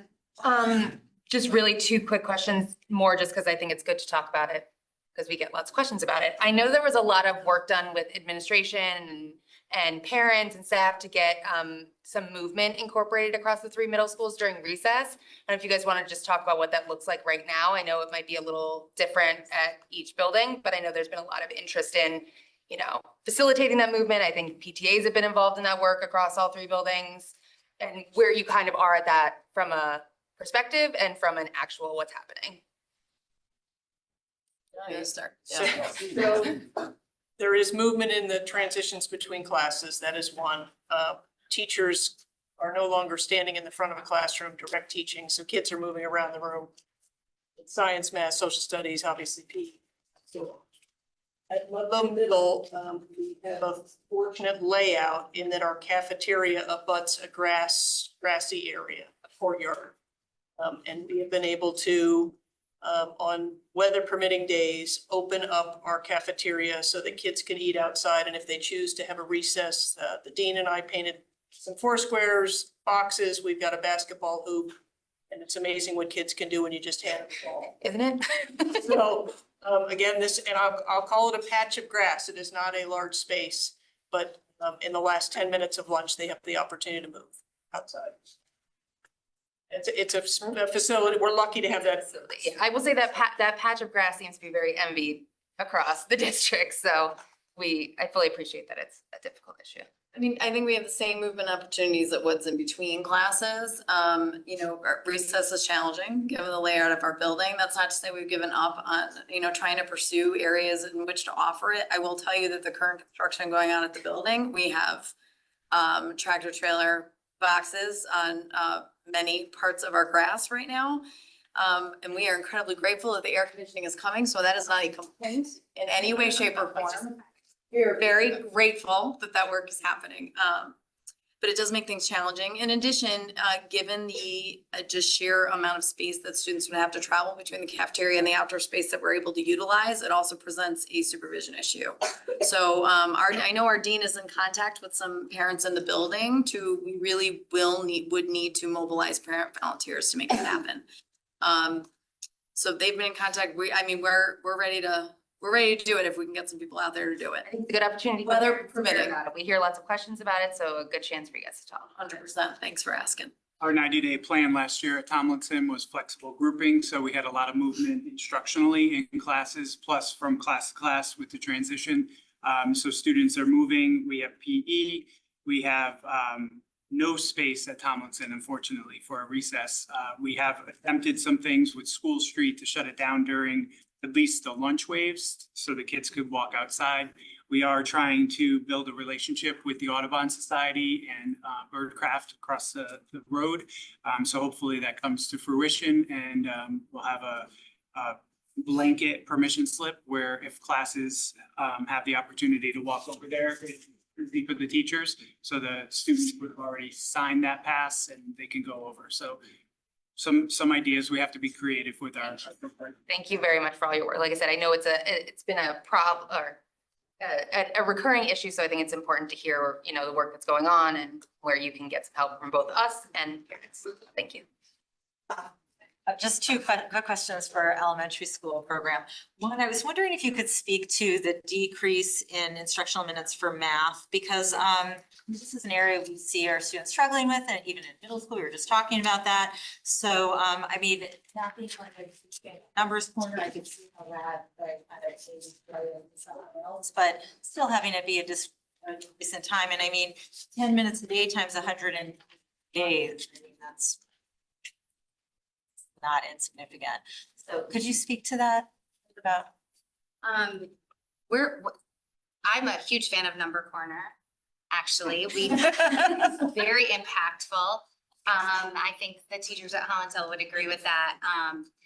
You know what? It's been hard to have that as a little bit of a decrease in math, but that goes back to why WIN is so important, because we're able to do some of that work during WIN. Some teachers are able to do some of it during morning meeting also. So the teachers are getting creative about how to keep that math alive. And I don't know if I said this before, I might have that. We're trying to structure the WIN time so that 3 days are math-based, 3 days are language arts. So that's kind of how we're feeling better about that decrease. That makes sense. Thank you. And my other quick question is just about if I look on this instructional minutes comparison and the one that has to do with STEAM, music, art, library, PE, and Spanish, in this, in the changes that happen between 2019, 2020 that year, and then between 2023, 2024, looking at the changes to art, and I was sitting on this board at the time, and there was sort of this idea that we were giving up art for an SEL component, but I don't see that on here. Speak to that? Like the missing SEL that we traded for. Yeah, I would, like at Burr, a lot, that SEL time typically happens first thing in the morning. So you'll see like in the schedule, there's this 8:55 to 9:10, 9:15 block. That's when we. With the professional social workers that we hired, that's just going into the home. They could be. Sometimes. They sometimes do, but we also, that's the like the Move This World program that we. No, but this was before Move This World. This was like when we had hired the social workers and traded them for the art teachers. So that's what I'm trying to see, like how that plays out here. There wasn't a trade for an instructional block in there. We knew the needs we're getting for social work. We never said we were gonna do decrease art and place a period in the day for social workers to visit every classroom. There was a 0.4 at every building. Some had more. And it went to 0.6, and that would have been possible for them to get every section in the building every single day, however many times it would be. So it does get integrated. The needs have grown, as we know. And there are lessons that happen with the social worker in sections. They don't happen in a block, similar to the ones you're seeing here with the specials. But the social workers definitely do support tier 1, as well as many of the needs that individuals and groups have as well. So is there any social work support for the full classroom? There can be. Like, are we having instruction by the social worker to the full classroom? How often in how often in a month? It's not systematic, similar to something like art, like you get it once every 6 days for X amount of time. It happens on an as needed basis for the most part when it's for a full classroom. or if there's any sort of lessons that are happening within a grade level. And obviously there's systematic time given to groups and individuals. Those needs, as we know, have grown through the social worker time. Okay, just for even from, I was not on the board at the time, but my recollection of it was very similar, that it was a social work approach for all students. And this seems like it's really kind of hitting in a more intervention mark, as we're seeing with Flex a little bit and Win. So I just want to Ms. Guernsey's point, I don't feel like that was the original intent that was conveyed, at least to the public, that I interpreted. So what it's being used for doesn't sound like it's not good, not bad, no judgment, but to Ms. Max and Kennelly's points before, just clarifying, the intent versus what's actually happening. More to say to this, Yeah, hold on one second. I just want to add to this, and sorry to insert myself, but in terms of the additional social work time that we got, and I don't even know what year it was, several years back, it was a request by the elementary principals to meet the increasing need of students' mental health and behavioral needs across all buildings. And it was going to guarantee a minimum FTE of social work support across all the elementary schools. It's no secret, our needs for kids, mental health and behavioral needs continue to increase. So, our social workers have a multifaceted kind of job. They service a lot of kids, and not only special ed kids or 504, but all kids. Can I follow up on that? I hear you, not questioning that, but that's really not how it was presented. So what I'm hearing now is that it was simply an FTE trade-off. Is that the case? There was an increasing need. Right, so but you, instead of just adding for that need, you took it from somewhere else. That was the decisions that were made, yes. Okay, so. Yes. No, right, it wasn't necessarily presented that way. Thank you. Right, well, actually, I would completely disagree. It was exactly presented that way. Staff was told they wanted social work. They were told by central office they had to find a trade-off. Yeah, that was an explicit directive. We did have a very extensive Q&A on that, which I have saved, and it was told to us that the social workers would be doing time with the students. And they are. No, All their time is spent. All students. They are. Part of their day is could be with whole classrooms. It could be with small group. It could be with individual, IEP, 504, or intervention. But they're not going in and doing like developmental guidance once a month, twice a month, something like that, for 40 minutes, that type of. There's not a standardized practice of that across. Curriculum that they're implementing or anything like that. They assist with the implementation of Move This World. Some buildings, they may do, other SEL lessons from. Don't get me wrong, I'm not questioning the need for the more social workers at all whatsoever. I'm just, okay. Just to add, Fine. the goal long-term is to create a curriculum around SEL that we would eventually bring in, to your point, school counselors, social workers to go into classrooms on a regular basis to provide that instruction at all grade levels available. So I'm gonna follow up on that point. So per your school climate plans that you individually have, not the district ones, but you each have within your your school improvement plans, you do have school climate and SEL goals that you're each reaching towards, and I don't see the time where that's built in now. Are we saying that some of that is in this flex time that's happening? Or where does work on those goals occur? Maybe this might be a district improvement plan in November conversation to have, but where are you finding the time to work on your individual school building, school climate initiatives? We utilize the time doing flex to move forward our SEL program through Move This World and individual lessons in every classroom. Okay, so it's done through flex time as well? That's correct. And at Ludlowe, our school counselors, dean, and any other teacher, our teachers have the option when they're developing their goals and attaching to our school improvement plan, they could attach to a school plan. However, a music teacher could do it in some way in their class. Thank you. I'm just gonna, Ms. Vanek, you said that you were thinking about doing possibly some club meetings, but on this list, I do see club meetings listed already.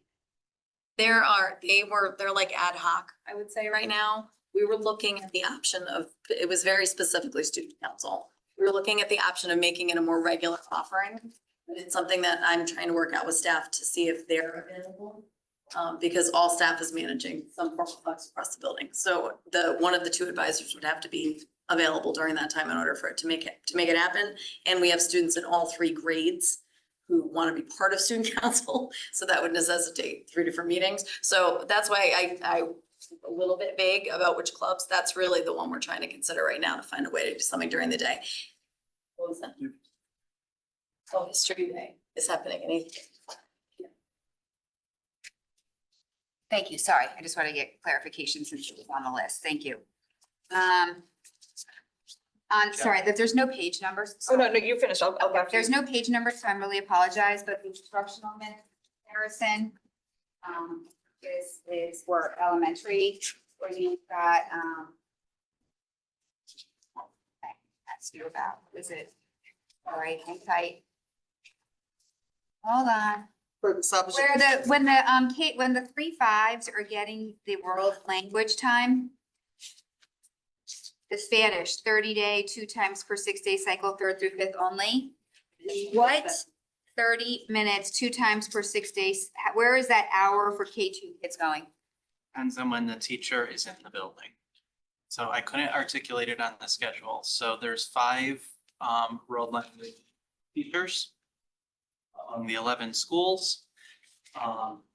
Sometimes they're there 2 days, say they're there an A and a C day. That's when the principal builds it into the schedule for the 3rd to 5th grade. So it does come out of something. Oh, okay. It's the 7th, I guess you call it, special. Within there, that does not fit into the 40-minute block, similar to STEAM. Okay, so I was thinking K2 would be getting something more. It's just 3 5 is getting something less. Okay. In order to do that. It's not actually it's not accounted for in this time. You can't see it unless I were to show you 6 days for each grade across 11 buildings, and you see where it's in there based on where the teacher is on. Okay, that's helpful. Thank you, because I was wondering what was happening with that period. Similar to art, you don't see that on there. You see the 40-minute block, but Yeah. some blocks are 70 minutes. Okay. Did you have a? Yeah, I just have one question, Chair to Tessani. The one thing I noted with this, and I think this information is really helpful, it helps us better understand, the district, it can have budget implications, all that. I just point out that we've never had anything like this for the high school schedule. And that went through a significant vetting process, public input, then it was put in place, crickets. So, whereas these poor folks have been called up repeatedly, and we've really heard how it's evolved. And I just, maybe to the chair, put on your radar that we've never had anything like this level of analysis or We did already reflection. talk about it. They wanted to start here, and then I think there needed to be a little bit more time, that kind of thing. So it's anticipated to at least think about it, so. Yeah, and I've spoken to the 2 high school principals to get an understanding. I think one of the things that was mentioned, that conversation was possibly a refresher on teaching in the block for teachers. There hasn't been much follow-up after the introduction of the block schedule at the high school in terms of professional development for teachers and how to teach in a block. So they mentioned that could be a focus area that they thought could be needed based on, it's been over a decade, many new teachers to the district that have come in that have never had that type of training. So that's something they suggested as a possibility.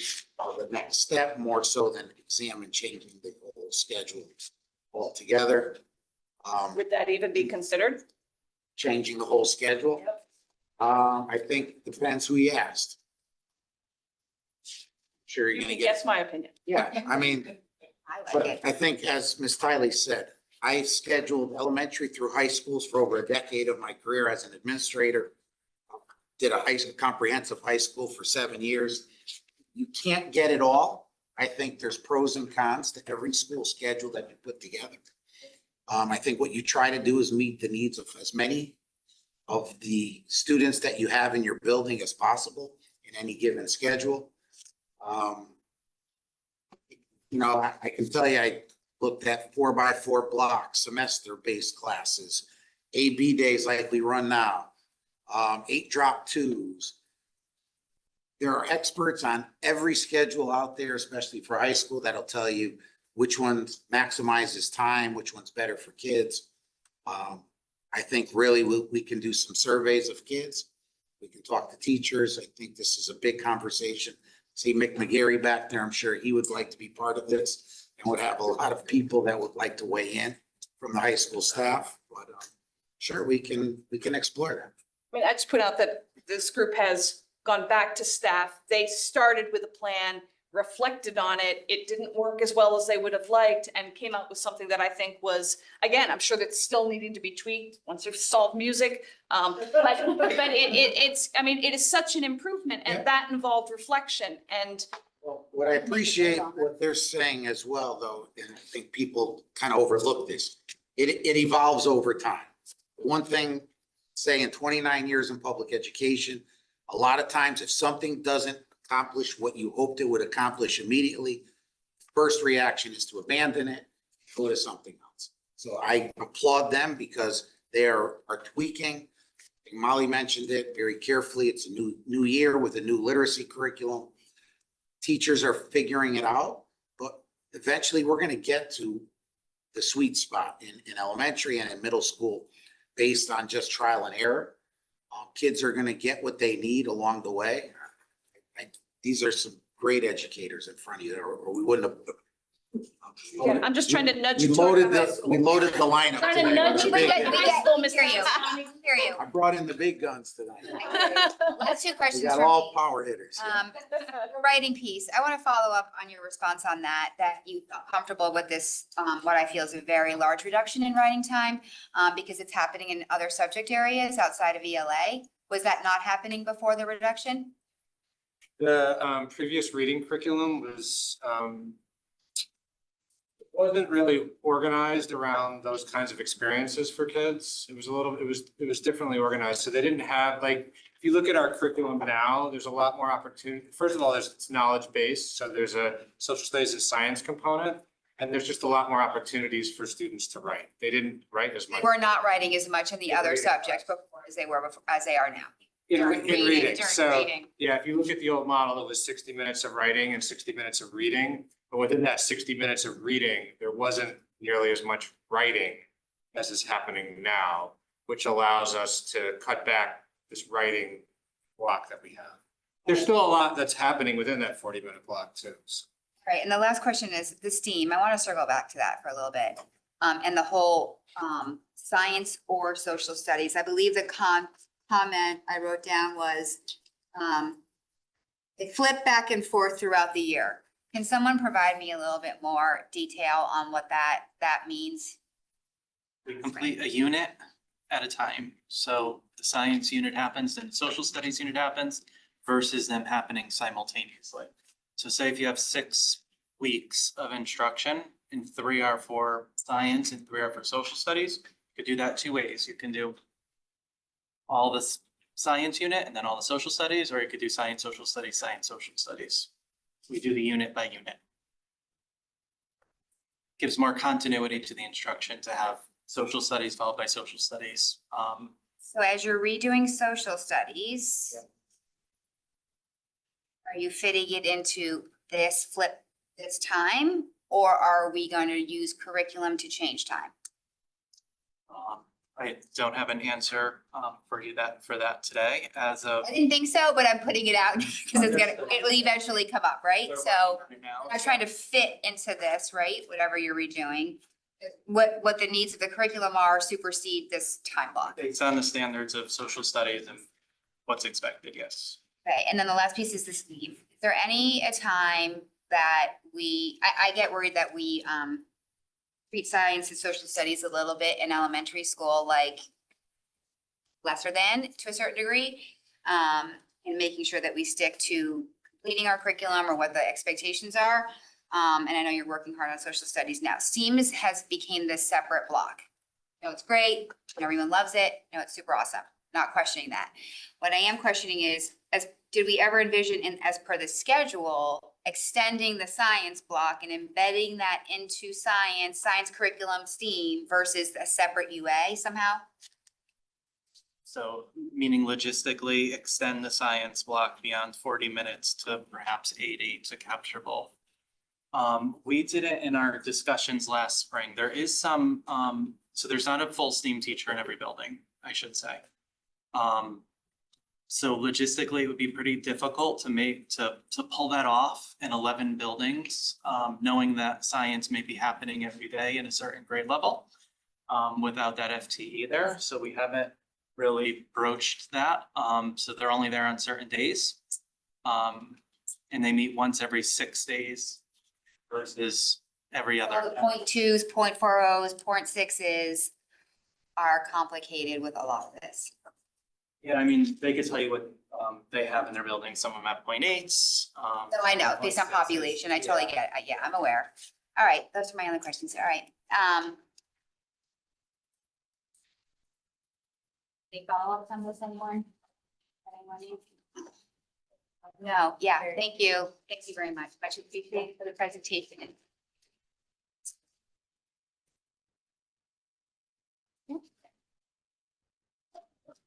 Sorry.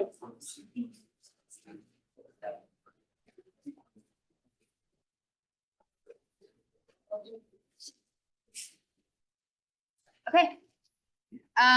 Old business, approval of 2025-2026 capital non-recurring and capital projects. Recommended motion that the Board of Education approve the 2025-2023 capital non-recurring and capital projects. Can I get a motion, please?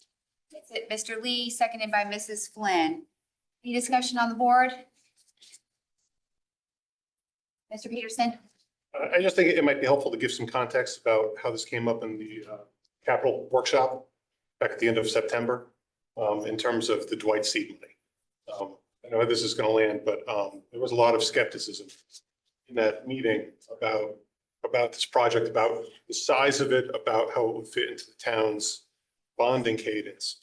And you've all seen the questions that Superintendent Histani has forwarded to us from Board of Finance members. I guess I have a concern, especially, one thing that may not happen after the Capital Summit was, on the 1st of October, the Board of Finance had a meeting that had kind of nothing to do with the Board of Ed, but at the very end of this meeting, Chairman Charlton gave her thoughts about the process. And again, she talked about a number of questions that we have and concerns about the process going forward. And during that, I don't know if you've seen this on the replay now, but the CFO, David Becker of the town, voiced specifically that he hoped that we would take a pause on this so that we could have time to answer Board of Finance questions. And I guess I'm curious where you come down on that, and I'd be happy to share with you where I come down on that. no, but if you've had any conversation with, Lori Charlton or Town Hall or anything about that. No, my only conversation is I thought it was an incredibly inappropriate comment to make at an unnoticed meeting. But was there any concern about the request? I mean, I guess I will come out and say it. Yes, I do have. I think that as things stand, I'm concerned that if we pass this through with the Dwight seed money in it right now, that the Board of Finance will strip it out, or worse, they will vote down the entire request. And the request has stuff in it like roofs and AC. So Does it make any sense, I guess I'm putting out there, to take a pause on this, to amend this draft now, to take it out, spend a month kind of building our case with the Board of Finance? All right, Mr. Krasnoff. My opinion on that, and I read through the questions as well. If they would have read the backup, I feel like they would have gotten quite a few of those answers. It's unfortunate that I feel like at the time they did not read the backup. My stance is a lot of those questions we answered. So yeah, can we write them out? Sure. Is it going to change the result of what I think as a board we came to a conclusion? Personally, I don't think so. So what's a week or two gonna change if write the answers that? So I just want to clarify, like for tonight, all we're doing is moving what is on our waterfall to the next step of the process to go to the town boards, which has to go through the Board of Selectmen first before it even gets to the Board of Finance. And just like any other department or any other project, when it is in front of them, they're free to ask questions on the project in front of them and do as they will. So this isn't even at the Board of Finance level yet, to be honest. Has to get through Board of Finance, and honestly, they're not gonna have a conversation on something, on a project that we haven't voted out of this board. So technically, to your point, in order to actually have those conversations and to answer questions when it's in front of them, we need to move it out of this board in order to move it to the other town bodies to have that conversation. Otherwise, there's no conversation on something that we haven't moved. If I can respond, I'm not sure that's true. I understand that that's how the process works. I see no impediment to us having some kind of joint meeting if it could be arranged, with the entire Board of Finance or with elements of the Board of Finance. I just like that. I have a variety of scattered thoughts about this, but something that one of the members of the public said earlier sparked this in my brain. It was 5.5 years ago that we were in this room arguing about Mill Hill to the Board of Finance. We were in this room, several of the people here were in this room until 2:30 in the morning. It was a marathon. And I feel like I don't want to replay of that. I feel like if we had more time to marshal consensus between town boards, to work more collaboratively with other town boards on a thing that we know they have a lot of concerns about, funding concerns, how it's going to fit in bonding cadence, how it's going to bump our debt service against a level that may be coming down off the 10% guideline that's in place now. I think that would be time well spent. Mrs. Lynn. I also, I attended the capital planning meeting and I watched the meeting that you're referring, and I actually had a very different response to it. And while I appreciate where members are and their concerns about other boards, I'm kind of looking at what's in front of us and what is on our agenda and then what we're moving forward. And my honest reaction was, this body, our board, is the only board that uses the mechanism of seed money. So when we look at other town projects, they're not voting seed. My initial reaction was we should be putting the entire project up and getting that moving so that all the questions the Board of Finance has can get answered and we don't build in further escalation. Doing the seed money already builds an escalation that other town projects don't see. So for me to now not only have the seed money, which we know is already an inflationary piece of this built in, now we're gonna add another inflationary because of delays. And to my knowledge, and I think this was mentioned, that the Board of Finance has been asked to engage with us. They've been invited to redistricting conversations. I don't even know when their next meeting is. So my concern with other boards, and I think that, we spend a lot of time focused on the Board of Finance, and I think that that's good, and we want to be good working partners, but I think we spend a lot more time worried about them than they worry about us. And I to Mr. Krasnoff's point, a lot of the questions that I read, we've discussed here. And a lot of the questions, a few of them were a little not based in and we can go into them, I'm sure we're going to, and I have no hesitation to think that our administration and our board and our facilities committee won't be able to answer those questions well before the Board of Finance meets next. So I think that any delay here I worry that it further adds to more speculation from them of our not know. I think that we can answer those questions easily. I think that some of those questions we're going to need the seed money to get to. There was a lot of questions at Board of Finance about ledging, which we've seen at the Mill Hill project. There are some of those questions on there that we're going to need more. The reason I believe, if I'm remembering correctly, that seed money even came into play was for Holland Hill after Riverfield and some things that came about. So I think while I appreciate that process coming for the Board of Ed, I also think it's really a little bit hard to say that we're going to delay a project that's been sitting on the waterfall well longer than projects that were passed 2 weeks ago by Board of Finance that didn't have any seed money. So that's kind of where I'm sitting. And like I said, I fully appreciate that our board members might not be there, but I think for me, I sit on the Board of Education. I was elected to the Board of Education. I have a statutory requirement and a moral requirement to do the work before us. And before us right now is the seed money for Dwight. And I'm happy to see that moving. And at the same time, I think we need to be available to present that case to anybody before us, whether that's Board of Finance, Board of Selectmen, the public, the Dwight, we could go on and on to who we're gonna present that to, and I think we're gonna be doing a lot of that. So I appreciate it, but I just don't agree. Follow up. Mr. Lee. Yeah, I was just gonna follow up, I kind of agree with what Katie's saying.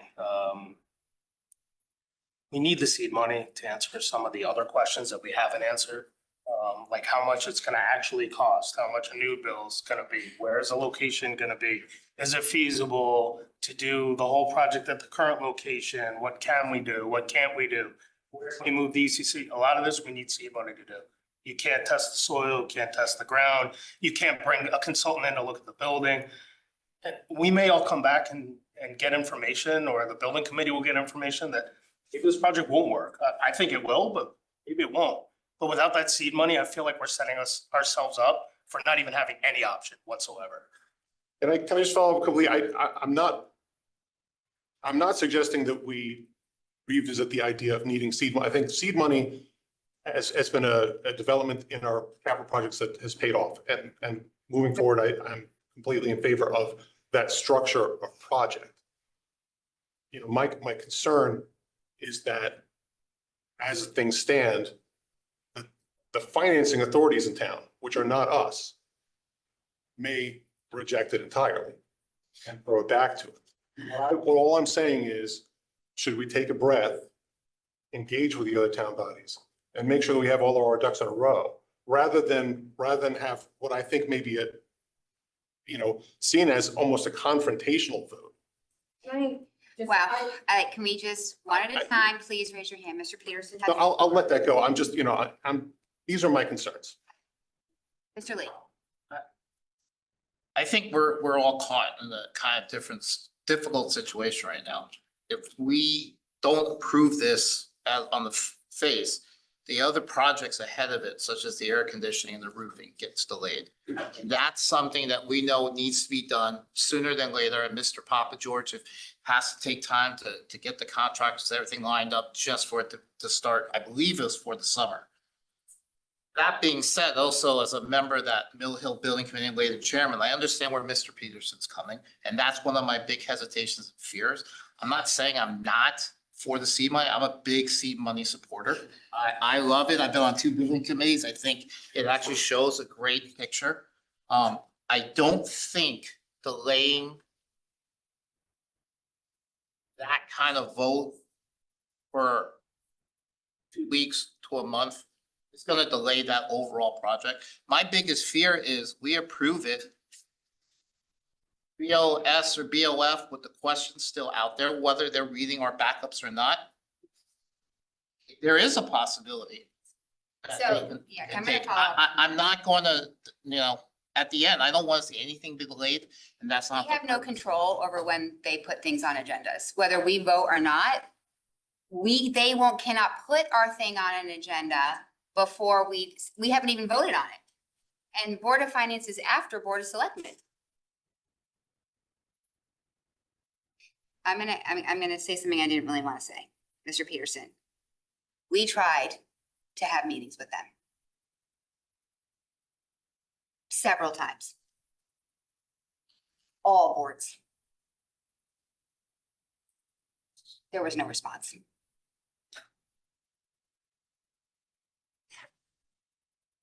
That's not something that I wanted to share in this way, but I hear you.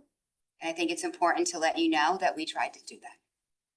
Board of Selectmen, Board of Finance, and our team.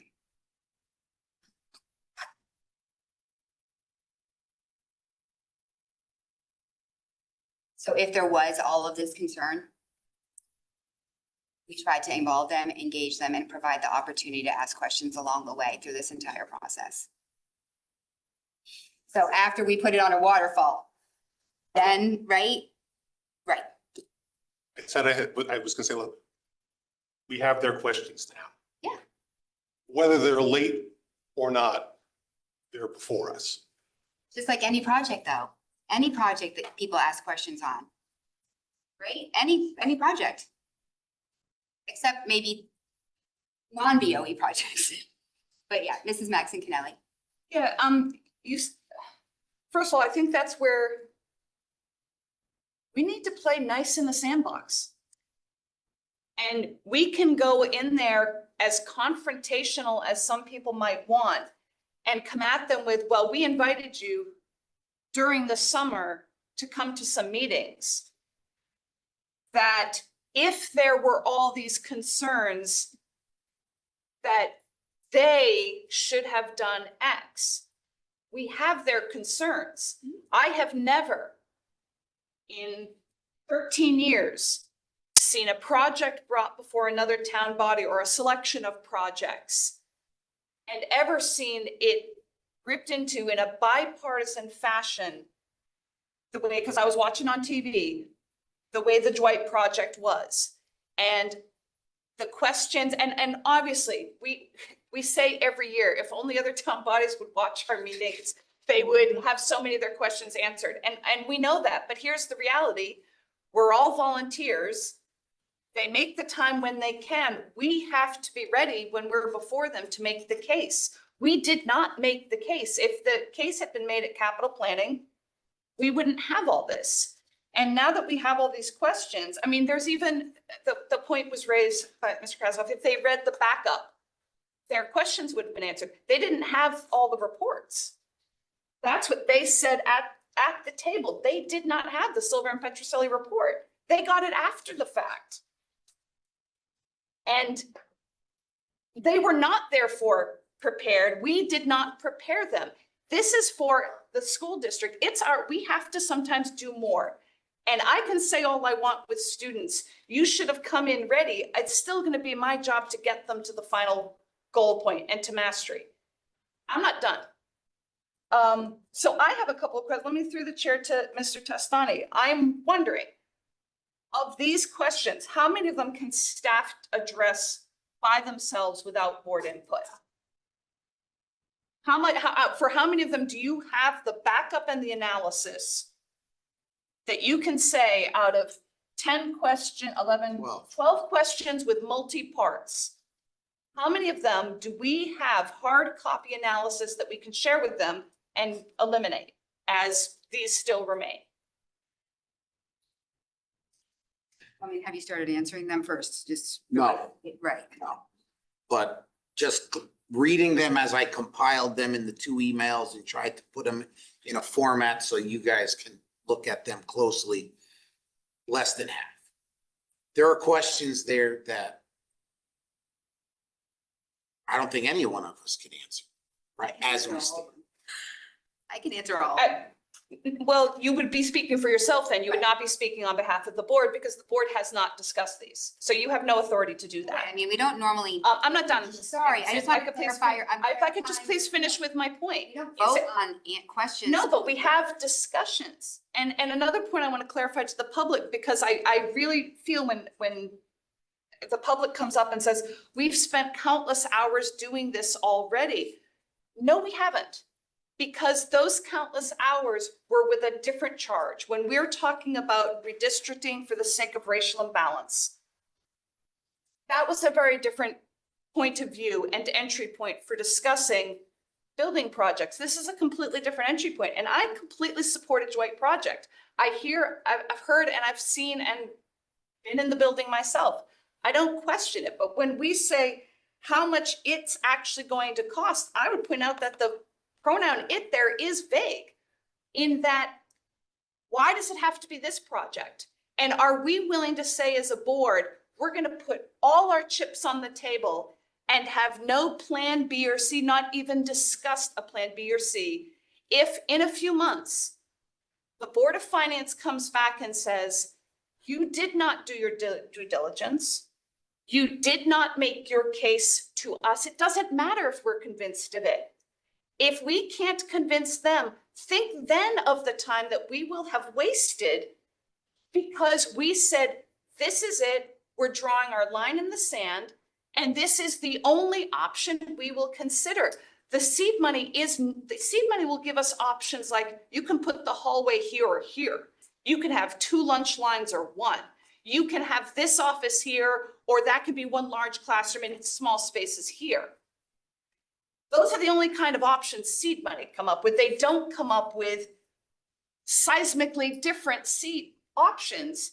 I heard the Board of Finance asking us, well, you could, if you did that for, I think the number was 32 million, and you used Mona Terrace as a full one, as it's coming up here. There are a lot of things that we're gonna have to satisfy them. And I'm not sure how anyone here can say they're convinced and we're ready to put it all on the table, that if we don't pull this back and get these answers, and again, I would be happy to stand up and say, this is, and I believe Mrs. Charlton said this, maybe this is the best option. And if this is the best option, I would be happy to stand front and center as a big cheerleader. But in fact, we don't know that yet. We can't even answer half of the questions that they are posing right now. And we have to be pragmatic about this. It's not about supporting the Dwight community.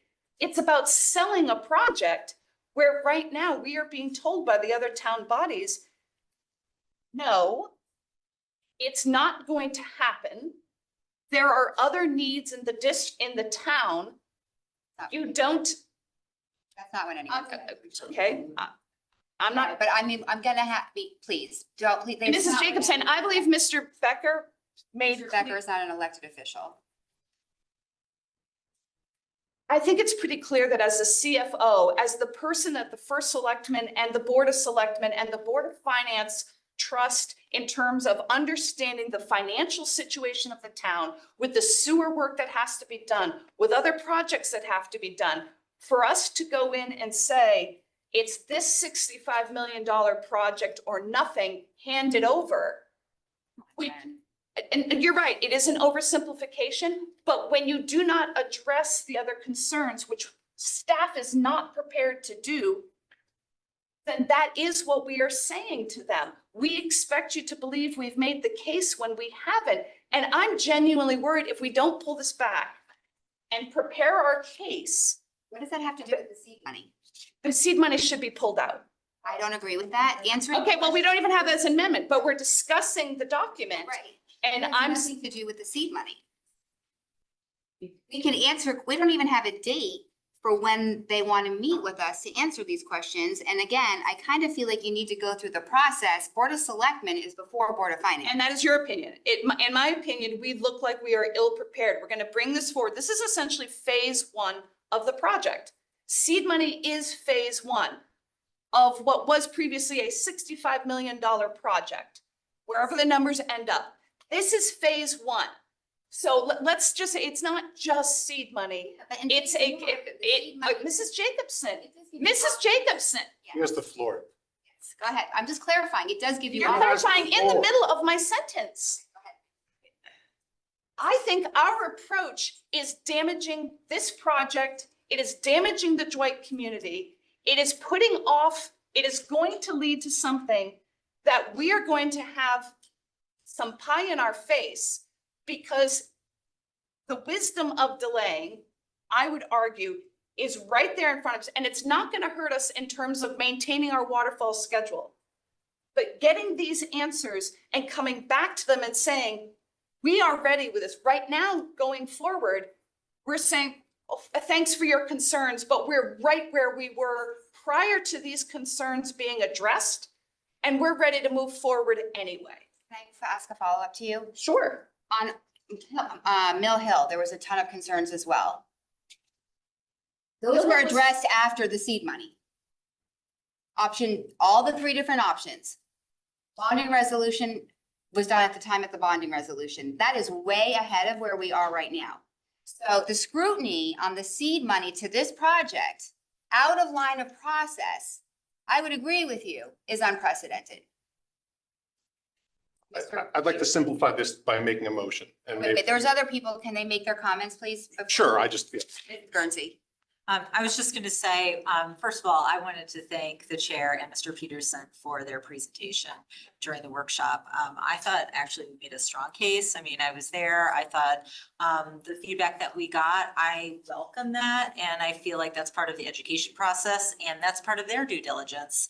So, and I feel like I'm available to help answer those questions in person, extra meetings, whatever it takes. But in voting on this today is important to me, so that we can move forward with our part. So kind of like separating it, maybe that's oversimplifying it, but that was sort of the way that I'm seeing it. Sorry, Mr. Krasnoff. Again, I go back to what Mr. Tassani said. Half the questions he can't answer because we have the information. The other half are questions we need seed money for. It's reality. Look at those questions. It is true. I And have the for the floor, Ms. Max Canelli, like you said. Let me finish what I'm saying. Didn't say anything. And we can't. I'm shaking my head. That wasn't true. I'm just saying, like, we need seed money to know how much renovation is gonna actually cost. We have no idea what's going on at. We have zero idea, and they're asking that question. That's one of the major questions they're asking. Unless you know the answer, I know I don't know the answer. That was one. 2 was the location, 3 was the ledge, 4 was other places, which we've already answered. And there were many other questions. I'm not gonna go through every single one here because there's no need. But they also got the backup at the meeting, as you said. We got the questions about a week later. So they still had time to read the backup and look at the information. Some of them I know did, because I got a few phone calls from Board of Finance members with questions. I don't know if all of them did. That's not the point. Our job here is to do what's best for this town, for the schools, and for the students of Fairfield. If we really feel, as you said, Dwight needs to be done, the first step in getting Dwight done is seed money.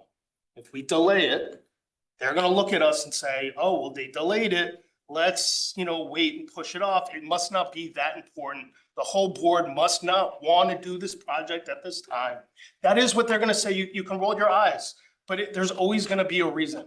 Unless we put it in front of them and make them make a decision on whether to give us seed money to figure this out or not, we're not gonna know any of these answers. We're just not. Just going to clarify for the public too, now that we've referenced these documents of these questions, I'm going to please ask this superintendent and Mrs. Brown to please post the document with all of the questions because we have to post anything that we reference here at the Board of Education. So we will get this posted, all the questions that the Board of Finance submitted to us tomorrow morning possibly. I'm sure not tonight as possible. So Mr. Lee, thank you. I think, Mrs. Max Canelli, I think when you look at the seed money, it's more about where the hallways and the classrooms go. I understand your concern. When I look back at being on that Mill Hill Building Committee, I remember we presented, Mr. Quinn at the time presented one plan to the BOF and everyone else. And they came back with objections and things like that. And we actually went back with the further seed money and came up, if I'm not mistaken, 3 different plans that we presented, which then everyone was unanimous on picking a certain plan. Whether it's the right plan 10 years from when we started that project, I can't say, right? But that's what that seed money is for, which I'm all for. My only concern is exactly what you're saying. We want to kind of play nice in the sandbox because I also know from that experience what the Board of Finance did that time around. And I don't want to see that being paused and taken out of the BOE's hands, because if they do, as Mr. Peterson say, potentially take it off, we lose that. And I don't know what you mean. Can you clarify? Take what? what, I don't remember the exact words you said. Yeah, if they're gonna separate it out, if they're gonna make an amendment at their meeting to remove it. We don't know. Well, they don't have to put all of these on. The things happen, our bonding authorizations don't go in one swoop. So typically the roofs have to go very quickly. I understand it. And then all through the rest of the year, things would come on that are not state reimbursement items. So it's not like this is all gonna happen on one resolution. I know, but that's exactly why I think it's the time to take a pause. Yeah. But so can I just, I thought Mrs. Flynn still had a. I can keep, I'm gonna make a motion to do it and we can talk about it and we can settle it. I think it's. So did you submit it to me? I can text it to you if you'd like, but I'll read it out. I did draft it. I move to remove the Timothy Dwight Elementary School renovation project or new ECC portion, seed money only, from the Board of Education's 2025-26 capital and non-recurring projects document, adjusting the total amount requested down to $11,618,222. I can't write that fast, so could you send that to me right now? I can send it. Just give me a minute. I'll copy it off of what I did. Wait, can you talk to me about the money again, Mr. Peterson? First, we need a second. Oh, sorry. Is there a second? Mr. Lee? I used the dollar amounts that were in our backup for this in particular, just subtracting the $3,444,885 from the Dwight line from the total of $15,063,107. Oh, sorry. Okay, from the 15 million? Correct. Okay. So Thank if we you. remove the Dwight line, what's remaining is the basketball court, AC Phase 2 at Tomlinson, 3 roof replacement projects, and the Warde turf field. Okay, I might make an amendment to your amendment to remove the turf field as a result, because I don't want it to supplant the seed money. So, what is the total there? The total in my motion was $11,618,222. I don't have a calculator, so I'll trust you on the math. All right, there's a second discussion. Mrs. Lynn? I will not be supporting this amendment for the many reasons I stated before, as well as now that we know that document is going to the public. I just want to, the 6 questions that Mr. Stani, he said he could answer. I hope that he gets those answers quickly as possible, but some of the other questions on there are illogical. I mean, there's a question on if we can build a brand new school at the Giant Steps property. Currently, there is already a project on the town waterfall at the Bayberry Giant Steps project. So I just find some of the questions to be, in my opinion, a little bit of, I don't even know, a rabbit trail, like an absurd, like I want this work to be done in good faith, and I think the best way to do that is to follow the processes that has been used. Seed money, go through the questions. Like I said, I have no doubt that our administration, our board will be able to answer them as they have done for Holland Hill and Riverfield and Mill Hill before us. And I think that it was very, while I appreciate the playing nice in the sandbox mentality, it is our charge to take care of the students and staff and the facilities of Fairfield Public Schools. And I find that voting for this seed money gives me the confidence that we can move forward to do so.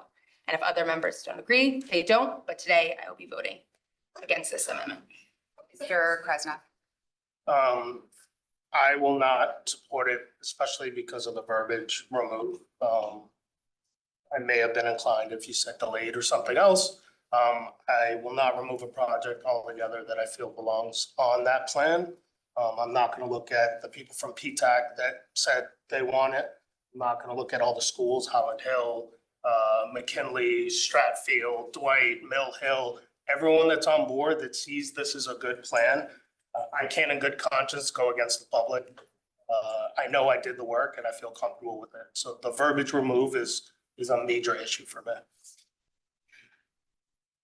Mrs. Maxon Kennelly? To be clear, if serving the children is what we're all interested in, so I'm going to push back, Mrs. Flynn, a bit on the notion that if you vote for this amendment, you're not in favor of children. I didn't apply, I said for me. I understand that. So just to clarify that, but if there were, for example, we already know that we have first dibs on Mona Terrace. And at the time I remember thinking, oh, this might be 3 million, hearing numbers of $500,000, $1 million to renovate that so we could use it. And then someone mentioned it might be upwards of 3 million. And I was thinking, oh, well, forget that. This can only be a temporary spot. But now we find out if, for example, and that's one of the questions submitted by the Board of Finance, renovating Mona Terrace is a long-term solution. If we could put 10 classrooms there for 3 million, 5 million, 10 million in stages because of FEMA issues versus for $33 million at Dwight plus the millions it's going to cost extra at Jennings. Where are those numbers? And I promise you, I've never seen them. So if they exist and other board members know them, great. We've never discussed them. I've never seen those. And so in terms of fighting for the children of the Dwight community, I think this amendment does represent fighting for them, because my perception is very much that the Board of Finance was not satisfied with the answers. And again, I also appreciate the job Mrs. Jacobson and Mr. Peterson and Mr. Testani did at the board table. But the views expressed there, the views captured in this memo from all representative, again, and it appeared bipartisan responses, and knowing the town issues, I think that we have to do a better job. And so I will certainly be supporting this amendment, not because I don't think that we're going to be fighting for the children of Dwight, but we have not made the case that this one single project, remind me, Mr. Testani, how did that seed money dollar number get calculated again? That was based on what? Percentage of the project. So if it were a different project outright, the seed money would be a different number, correct? Yes. So if we don't, if there were a better option, a more affordable option, then we're approving seed money for a project that shouldn't even necessarily be moving forward. That's one point. But I also point out that when we make these comparisons to other school buildings, and I completely am on board with the idea that Dwight has waited. I know what it was like when it was Stratfield's turn, and we felt and we expected the support of the other elementary schools. Stratfield had waited a long time for its renovation. But this is a different renovation from anything. With the closest thing that we have to this is when McKinley had to be torn down. And this isn't even that. This is something very different that is being made being forced to satisfy a lot of different requirements, and we have not looked at those other options. So this isn't a conventional, we know how to bring these before the other town boards. This is not the conventional elementary school building renovation. This is a very, very different project. I agree with you, Mrs. Maxon Kennelly. It is different because the elementary projects that were done before did not include building in any dedicated space for our preschool students, nor dedicated space for the severe growth of programming that we have had from the last 2 decades since Stratfield was done, or 2010, 15, or whatever it is. So now the ed specs being modified are to actually demonstrate to the boards how our schools are actually used, which are pre-K-5, and to dedicated specialized support resource spaces. And the answers on Mona Terrace are incredibly easy to answer. That's probably the easiest question to answer of why we cannot use that for a long-term space, but. Can I correct the record? You said 33 million and comparing it to Mona Terrace, just for information purposes, it's 13 million. And it's 8 million after reimbursement, because you get extra reimbursement if you do attach it to an elementary school. So let's compare apples to apples. It's not 32 million was a Dwight renovation with no ECC. Correct, but you can't put Dwight in Mona Terrace, so you gotta separate. Talking about the ECC. ECC alone is 13 million, with reimbursement is approximately. At the Dwight site, she's talking about putting it more long-term at Mona Terrace. I understand that. With no reimbursement. That's what she said, 33 million. You still gotta do Dwight, whether you do ECC or not. That's the question that was asked by the Board of Finance. I'm responding to the whole question. So it's 8 million. So if we invested 8 million in Mona, it actually balloons to maybe 13 million, because you don't get the reimbursement we get if we attach it to an elementary school. There was a lot of thought process that went into everything that was done here. It's all in the waterfall and in the backup. And that's what's so frustrating to me, because if everyone just read this, we would not be here doing this circus, in my opinion. Mr. Lee. I want to go on what Mrs. Flynn said about the Giant Step property that the BOF is brought up. Correct me if I'm wrong, we did bring that up in facilities, and Mr. Papa George at the time said it could not be equipped because it was too, because as a matter of fact, I think I brought it up and I was told that the facility, the location itself is too small to fit what we needed. Has that changed? Because my issue is this, and has my hesitation is there's a lot of misinformation if that's the case. And where's the information coming from? And do we have the right, are we all on the same page with that kind of answer? Because if someone's saying that Giant Steps is available and can be done, that's something totally new at the 11th hour to me. So just a little history on the Giant Steps purchase, which happened at the end of 2020, which Mr. Peterson will remember, because he was at the meeting when the Board of Finance called bond counsel to amend the appropriation on that property to ensure that we could not touch an inch of it. Right?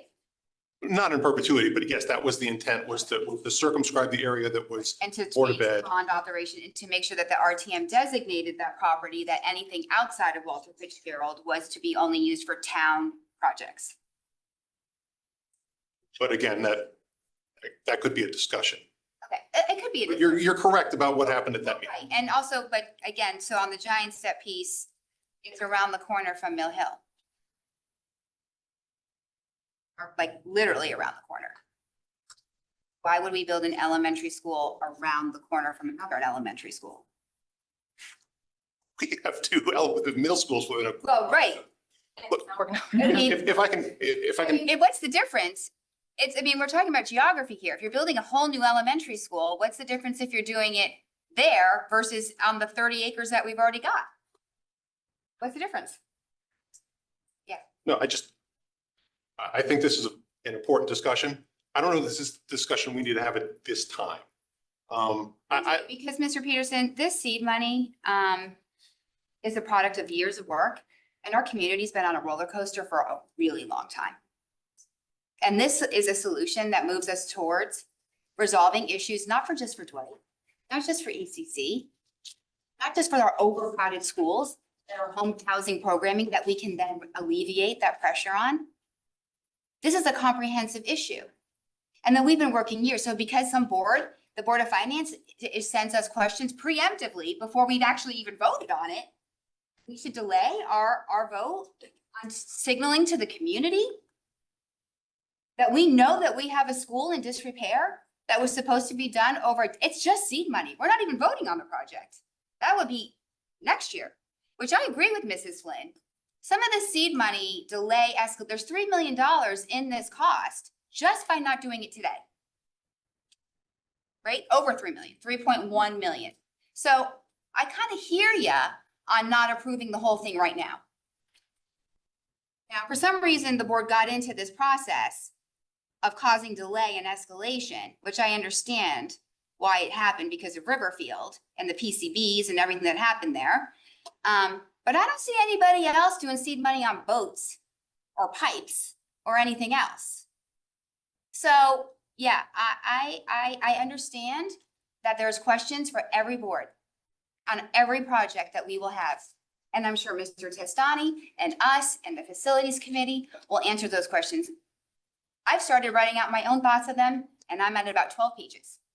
So with backup and video and minutes and everything else. I stand behind our neighborhood schools. I stand behind this facility. I stand behind that it is the solution that was known in 2006 by some of the very same people sitting at the Board of Finance table today who said Dwight was the solution. It is. Now, to your point, Mrs. Maxi-Kennelly, I fully appreciate the idea that we have to support it and answer those questions and go through all of those questions about why the other options are not feasible. To me, they're not feasible. But we can have those discussions. But tonight, this is about doing our job. Not their job, our job. And we know we have a school that needs to be taken care of. And this is only one step in getting it in front of the other boards so we can actually have those conversations. Delaying this till when? Delaying this till what? Delaying this for what purpose? I don't really understand delay till what that does. But I do have a question for Mr. Testani, because one of the questions they asked is, What would you do if you had to have an emergency closure of Dwight? What would we do? That, you're gonna have to answer that question. So what would we do? Have to put those kids in other schools. Like spread them around the district? We'd have to find space, yes. How would you find space? I mean, have you ever done this before? Close the school? Yeah. In the On an middle? emergency basis? No. So we're talking about supplanting other classrooms or whatever it may, putting kids like with like McKinley, they were in the hallway, things like that. I don't think we put them in the hallway, but we would have to Services systemically. were in the hallway. Yeah, we'd have to look at. And I would think that maybe it's something we start to plan for now, just in case. Well, let's say What? Sherman got hit by a hurricane tomorrow. What would happen? Find space for those kids. Right. So you'd have to put them in probably some inappropriate spaces as well. Well, I don't know. I would be making calls to every institution in the area that I would have connections to find space. What does that mean? Maybe Sacred Heart University would have space. Maybe Fairfield University would have space. We'd have to be creative and if a hurricane hit Sherman, we would have to be creative and rely on our community partners to try to help. So you wouldn't put them into other elementary schools? Possibly where there was room. We may be able to put kids into Jennings. We may be able to put some into Dwight. There's room at Dwight, right now. So that answer is going to probably require some significant thought in terms of exactly what we would do.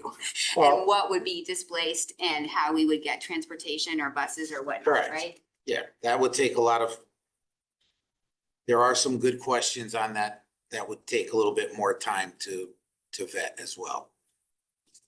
Can I request? I think there's one piece, and I'm listening to everybody, so I'm gonna be objective. So half of the people may be happy, half of the people may be mad, whatever. There are a lot of construction-related questions. I can tell you from most of my family being in the construction business my whole life, you can build anything you want. So when we talk about feasibility, there's a lot of options that they've raised that, and like I said, we can build anything we want. Does Dwight need a new building? Yes. If they don't think an ECC belongs up at the Dwight site, can we renovate the current Dwight building and make it, get all the deficiencies resolved? Absolutely. There's no doubt about it. I don't know what that would cost. We'd have to ask. We've asked Silver Petroselli to help answer that question for us. At Giant Steps, could we build something at an ECC on that property? No one's ever offered that. We toured it, never heard back. Could we build something there? Absolutely. So. But using the capital that we have that is needed for other facilities. I don't know what that means. If they're dedicating a certain number of dollars, what is that dollar amount? See, that's the whole thing. As much as the prior administration was trashed for having limits, right now we don't have any guidance. All we keep saying is there's no limits. And then we put limits and now there's questions. I mean, no limits and now there's questions. So what do we have to spend? Right? Because we're shooting in the dark. I'm gonna agree with you there. Because we trashed it. Oh, we only have 12.5, we have 13, other years it could go up and down. Now they're saying there's no limit. And now we provided them with all these projects.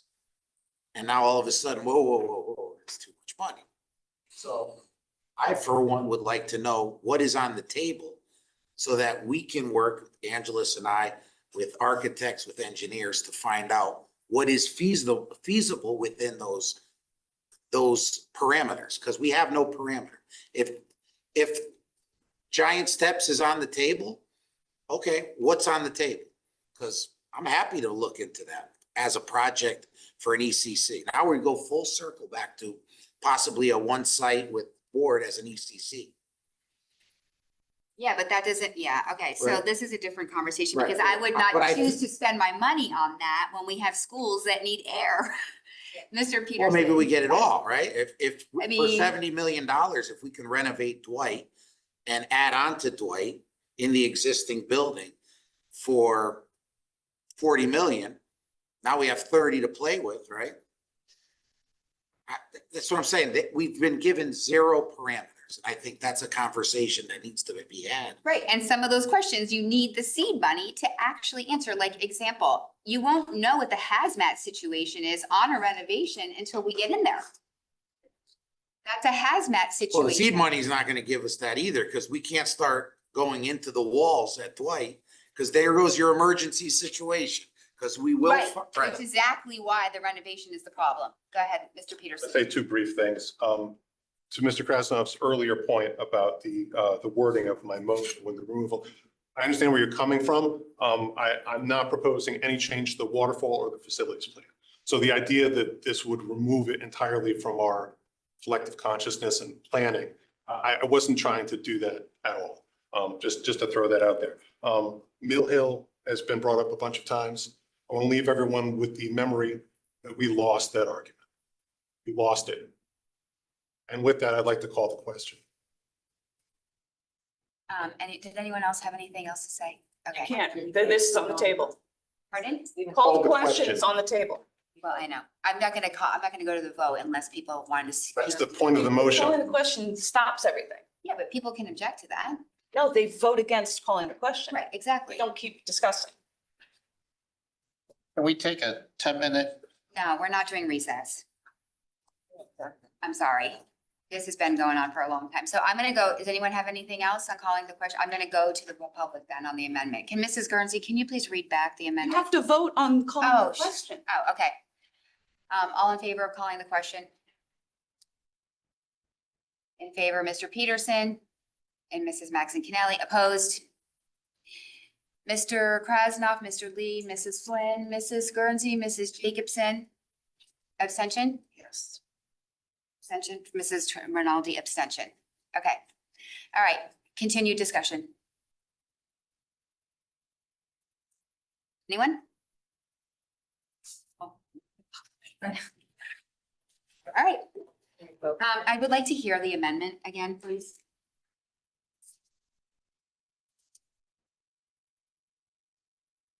Or do you want to read it? So you rejected my request for a quick recess? Recess for what? Can we meet in the caucus right now? 10 minutes?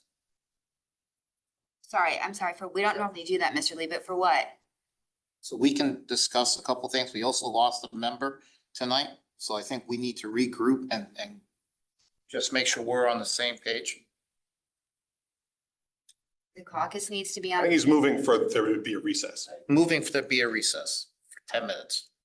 Okay, we have a motion on the floor right now, so I have to rehear the motion. All right. Do you want me to read it or do you want Jeff to? Whoever, Mr. I'm Peterson. happy to reread it. I move to remove the Timothy Dwight Elementary School renovation project or new ECC portion, seed money only, from the Board of Ed's 2025-2026 capital and non-recurring projects document, adjusting the total amount requested down to $11,618,222. And I did text that text to Ms. Guernsey. Okay, so you're not postponing it to a certain date certain, you're actually removing it. I'm changing the document is what I'm proposing to do. Okay, all right. Anyone else have anything on this? Sorry, Mr. Lee. Are we gonna readdress it? Is that part of? No. Is that the preview to? My motion only anticipates changing this document. But as I mentioned to Mr. Krasnoff earlier, I'm not suggesting any change to the waterfall or facilities plan. It's a removal. Wait, hold on. Through the chair to Mr. Peterson, can you clarify what you mean by the fact that you're not advocating to change the waterfall? What does that mean in terms of the timeline you're advocating for? All I'm saying is that my amendment is specifically about the document before us tonight. And I would hope that, should it pass, even likely, that it would spark a further discussion about, about these plans, about trying to, work collaboratively with the other boards and move ahead on that basis. And that by not changing the waterfall, we'd be looking to bring the seed money back up in time that we could continue with the schedule as published in the waterfall, correct? again, I had no intention of changing the waterfall facilities plan in any way, just this document. Who brings it, I apologize. So who brings it back and when? If we're not changing the waterfall. If the question is to me, I mean, I don't know. leave the Okay, chair. I think the clarification is, when would you feel comfortable having it back? You are in charge of the agendas as chair of this board. No, but you're making the motion. I'm comfortable to vote on this right now. So when would you want it? You're removing it for what purpose? Well, you know, the thing that I'm looking ahead, presumably if we pass this tonight, there is a next regular Board of Finance meeting is on the 6th of November. I imagine it could be considered at that meeting. Again, I don't know their agendas, but they also have a December 3rd meeting that we could potentially present at if we were able to get all our ducks in. Yeah, I don't think the Board of Finance, I mean, I did have this conversation, is going to put this on like for a vote. Like at first, they would want to have a meeting where we actually do what you're saying and actually go through the questions and have the conversation. I don't think it's going to be as part of a bonding author. I mean, I certainly can't speak for how they go about their process. But again, you still have to go through the Board of Selectmen first before that. Again, and this is why I'm not proposing anything specific to the Board of Finance. I'm proposing the request be changed.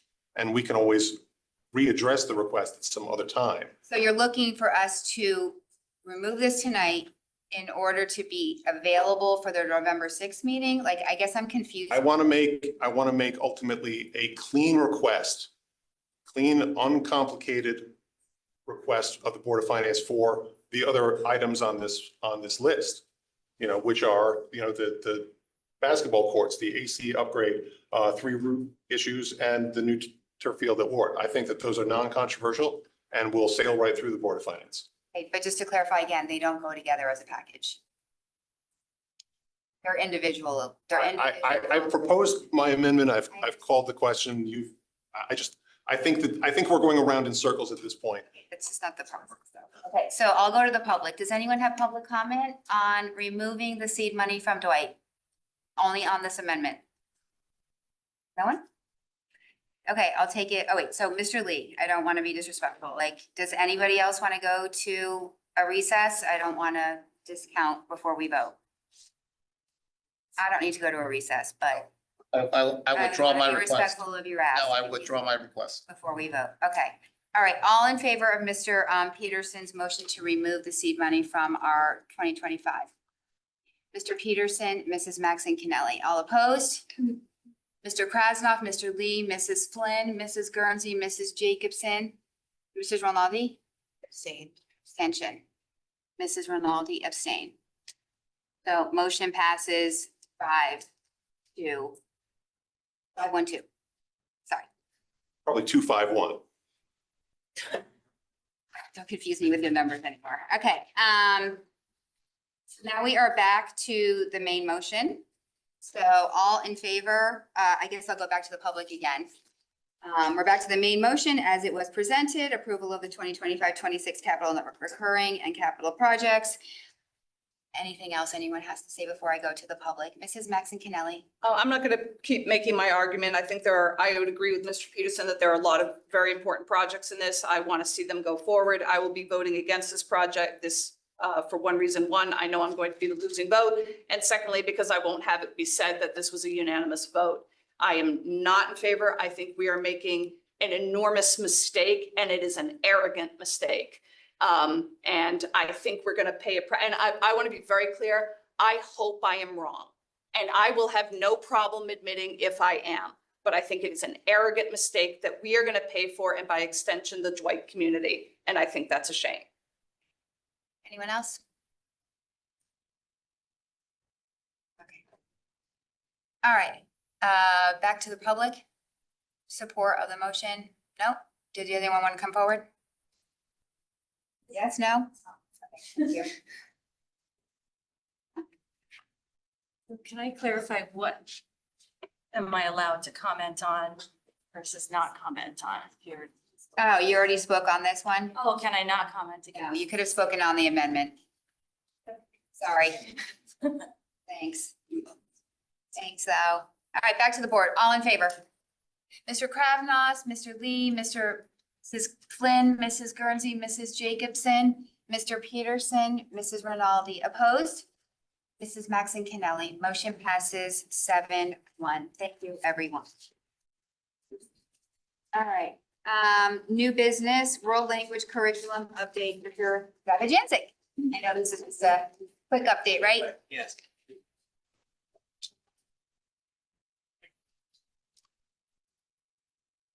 Good evening, everybody, again.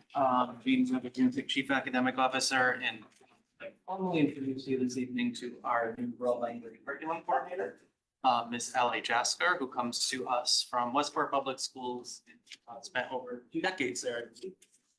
The time is teaching at Ludlowe, Spanish, as well as currently leading our world language department, and here tonight as our content expert with our update.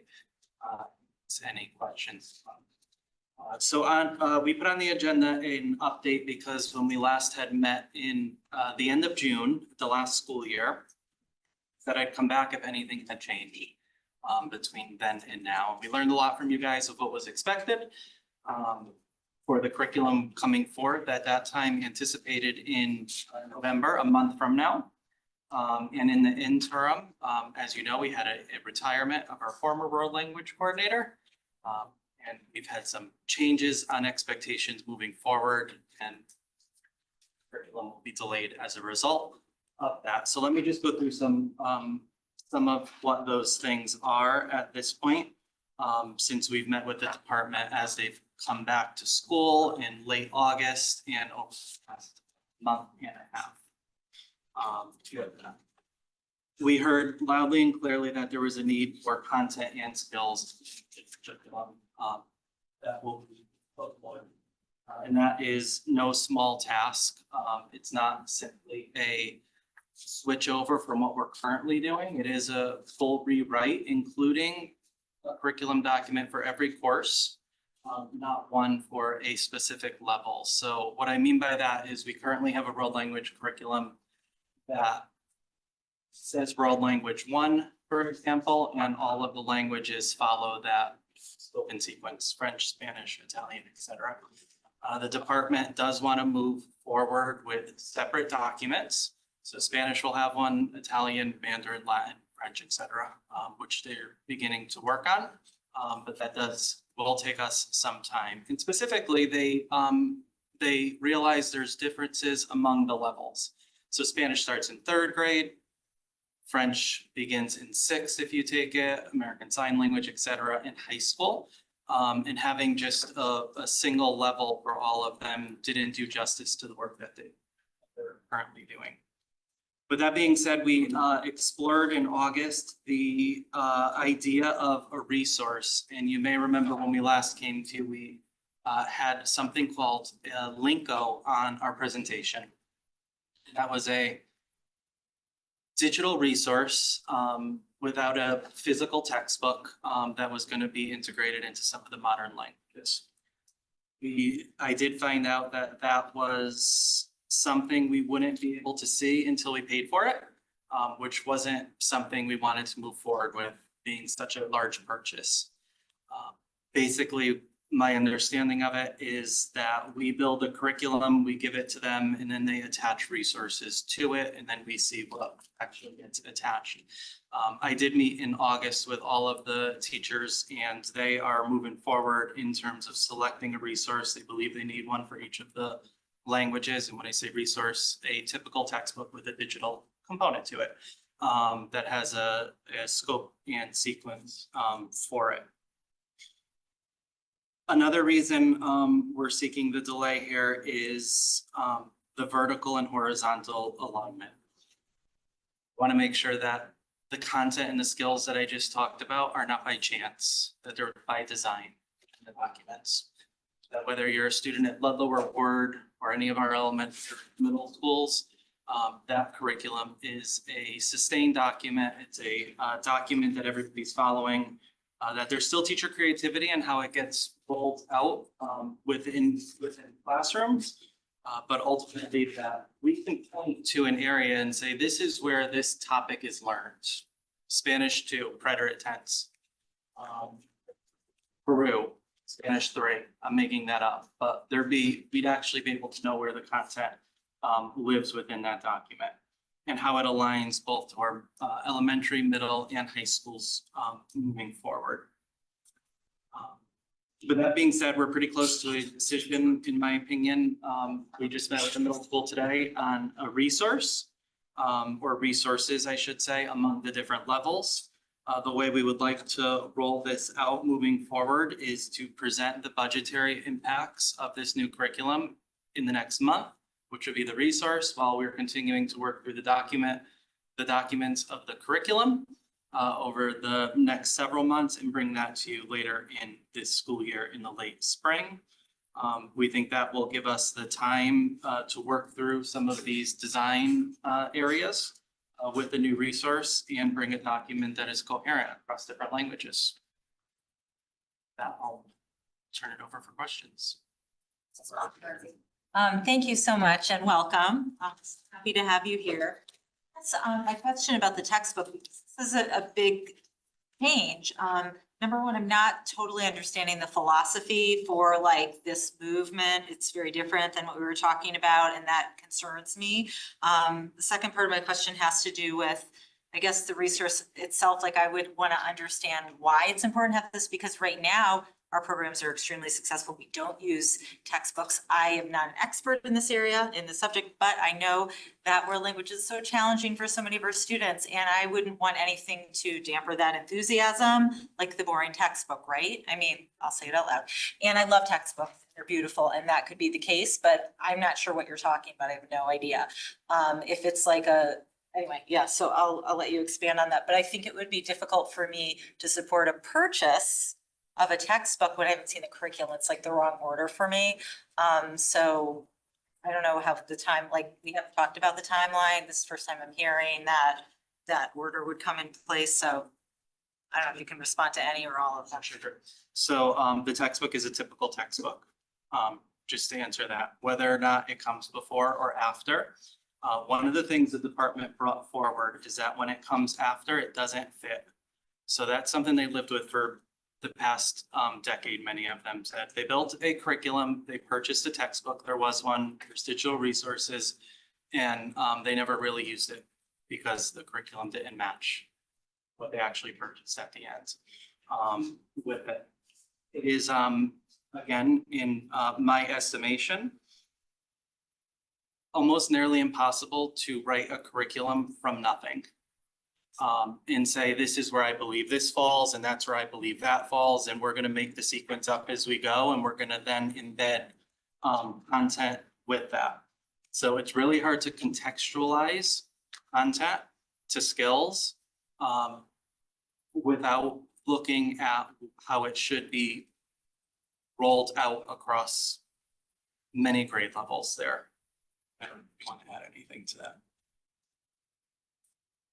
You don't have to. I would just like to add, I'm a new teacher here. So, in beginning, I've only been here for a little over 2 weeks, but in beginning teaching my students in the past couple of weeks, I've been trying to get a handle on what the curriculum is and exactly what I'm supposed to be teaching my students. And it's, in some cases, it's not clear. So, I'm sharing with other teachers and I've been collaborating, but in putting things together in the way that we're hoping to do so, it's going to be a little bit more concrete.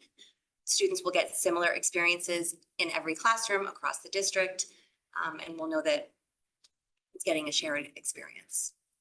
Appreciate it. I guess I just, I'm surprised to hear this late in the process that we're starting with nothing. Because certainly I feel so proud of the work of our world language department. I mean, to see the number of students that graduated last year with the seal top in the state. So, I mean, we're doing something really well. So to shift to a different philosophy, which is what it sounds like to me, I'm not totally buying into that because yeah.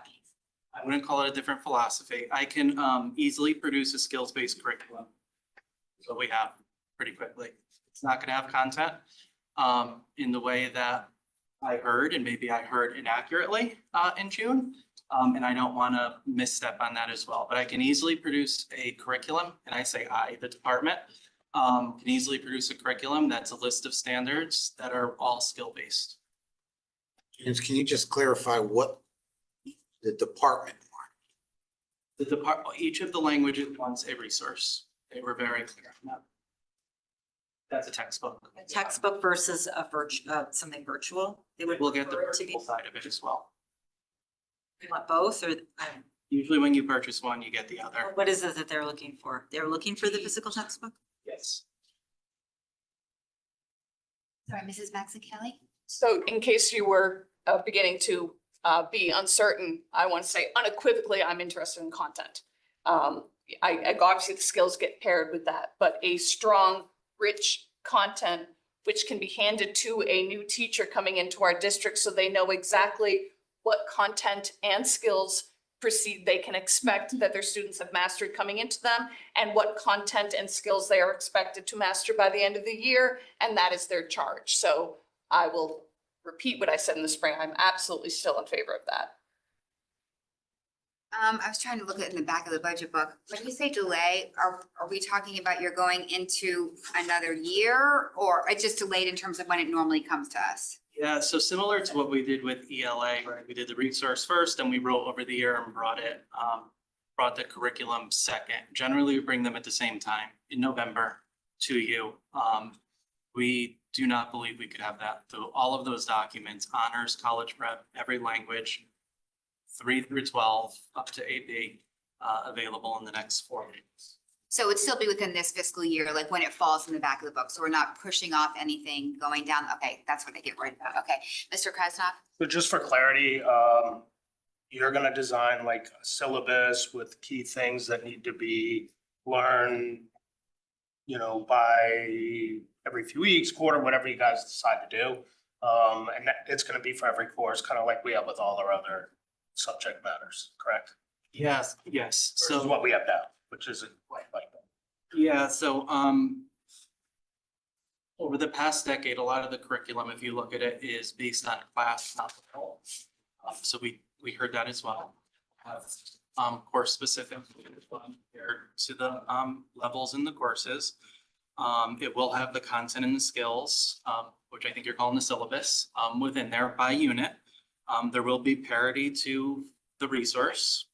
So it's not this thing that hangs out sort of in left field where you have a curriculum document and you pull the textbook, at times. One of the things we talked about with the department is that there are, and I don't want to say a textbook is a curriculum. I'm not saying that. It is a resource, but there's a lot of really smart people who figured out scopes and sequences that are important to look at to see how skills and content unravel and spiral over the course of, for example, 6 years. So not to oversimplify it, but we're looking to take what we have now and enhance it with some kind of test. We're not simply like throwing everything we've done out, to Ms. Guernsey's point, and saying, let's start over. The department was really clear. They actually said that today. Like, we've done a lot of great work. Are we throwing that out? Like, we're not throwing that out. There's a lot of things that have happened over the past, decade or longer, that they want to retain. And there's also things that they feel frustrations with that they want to improve for the next 10 years, knowing that they'd have to live with that. So I hope this is now Fairfield Word Language 2.0 versus what we currently do. They're still on the proficiency targets. They still want to make sure that those are clearly articulated in the documents of which proficiency level students should get to at certain levels and at certain times, and how we test that and what it looks like. They do not want a textbook to become the curriculum where we start on page 1 and ends wherever the book ends. They want to really delve into a resource and see what's good and what's not great with it, what they can include and what they can't, as well as, like you said, retain what they've currently had. Many of the teachers have expressed that they spend a lot of time seeking authentic resources. So we're hoping that in using this resource, again, not as the curriculum, but to supplement, to enrich, that it's going to be, they have embedded all kinds of listening activities, speaking practice, different things that now the teachers don't have to spend all that external time seeking it out because it comes as part of the package.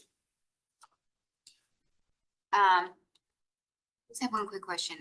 We had all with her that we had gone to the process where the board was invited to provide some engineering input. Was that shared? I assume that was shared. I'll, I don't know if there was that much on it, but like, I just wanted to make sure that I'll make sure. the process and first of all, like, welcome to Fairfield. And, and yeah, welcome. And so we had this, so I just want to make you aware that we all had the opportunity anyway to put some ideas onto a sheet around if we're doing that going forward. That came out of policy where the board provides some preliminary feedback or ideas, and they could be completely conflicting with each other. So I don't know how that gets resolved, but at the end of the day, of course. Now, my question is, you came from Westport, you said? Yes. And Westport does have K2 world language, correct? K-12, yes. K through, right, so we only start in grade 3rd through 5, so not looking to open that can right now. But it is something that I know that I'm gonna be looking for when we come out of here and understanding why we don't. And I had put on my sheet that I was interested in bringing K2 to Fairfield. Also, I know that this does not go into curriculum documents per se, but a lot of I just feel like in this subject area particularly, there's so much opportunity for enrichment and cultural experiences and outside of the classroom opportunities and bringing things in, field trips inside, things like that. So I don't know if that's going to be a companion piece of this or something, but I'll be looking to see what else are we going to, besides the curriculum documents, but I know that we approve that, and the textbook, which we approve. How are we going to bring this to life in this subject area with some of those opportunities at each grade level? So kind of like we did with ELA, looking for certain texts in each grade. I'm kind of looking at what kind of cultural experiences bring along with the world language. So similar concepts, not quite as concrete, but just some feedback. Mrs. Guernsey. Thanks, and I was gonna ask, I guess through the chair, Dr. Zavajancic, the last survey that we sent out to the board wasn't super well, I mean, I don't think you've got a lot of feedback, so I wonder if now is another moment where we could be offered that opportunity once again, given this new information, to have another chance to give our individual feedback. I think it's probably still live if you just. I'm not disabled, so I'd have to. Yeah. Could you send that link out again then to our board, and then maybe with the deadline you have in mind, so that people have another chance? I'm just thinking as curriculum liaison, and it seems like I'm still trying to figure out what works best for this group, and I'm not sure if that's working super well because of the limited number of responses. So maybe give people a little more time, second time around, maybe there's, or maybe not, we would find out. A very brief follow-up, and it may be difficult to do, but as you're going down the process, if we have an example of the direction you're kind of going with, like, if you write one course, maybe we can kind of get an idea. That would help me with questions, because listen, I can ask you a million questions about world language that might be wasting my time and your time. But if I have an idea what direction you're going, it might give me guidance to what questions I want answered. And I'm sure other To be a board question. feel the same way. It was asking for input, it doesn't have to be. But it's hard to give input if I don't even know what direction they're going in. So like, I have an idea, but I don't want to waste everyone's time with questions or input that they're already considering. Anyone else? Okay, all right, thank you. Just let us know when is there anything else? No, well, send the link out and after the link as well, like another update from me. No, I think that your next step you said is that you wanted to put the resource on at some point for a first read or something. And I'm sure board members would love the opportunity to touch, feel, see whatnot if you've got what you're recommending. So that we can get our eyes on it. Yes. Yeah, and just to follow up, thank you for asking for a chance at the link again, because I completely dropped the ball on that in the spring. So I'd appreciate if it doesn't get put in the Friday packet and just a standalone email from you again. But thank you for suggesting that opportunity. Okay, thank you so much. All right, first reading of policy 6146, graduation requirements. Something we are familiar seeing. Mrs. Maxon Canelli. Yeah, so obviously we've got a lot to go through tonight. I'm hoping people have had a chance to read. I totally understand if you don't. One thing I do want to point out, and I'm looking online, but at this policy on page C, I want to point out one thing in particular, which I noticed and Mrs. Jacobson noticed, and if you look at it, you're going to think someone's doing some wonky math. On page C, do you see where it says electives 3.5? And it looks like it says 3.54. I have been assured by Mrs. Hardiman that the 4 has a strike through. It had been 4, it's reduced to 3.5 because of the 0.5 for personal finance, but you sure can't tell that by looking at it. So if I get that as a question, I thought I'd proactively bring that up, but this is really, well, stands for itself. So if there are any questions, happy to answer them now. Just very quickly on the requirements for graduation on page D.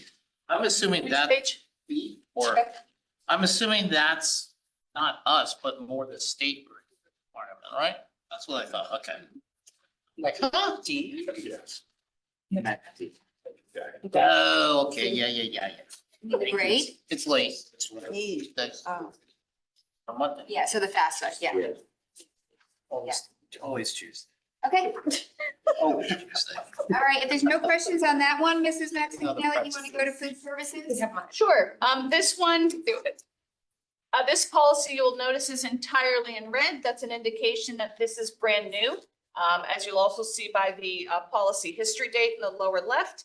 If you have any questions on this one, we have someone here who can answer them, but again, it's all in red because it's brand new. School day? Next up, so for school day, obviously the big change here is because now we no longer even have the option of the extended day or the half day for kindergarten. Everybody's in full day. So it made sense to update the language to reflect that, and thus all that strike through.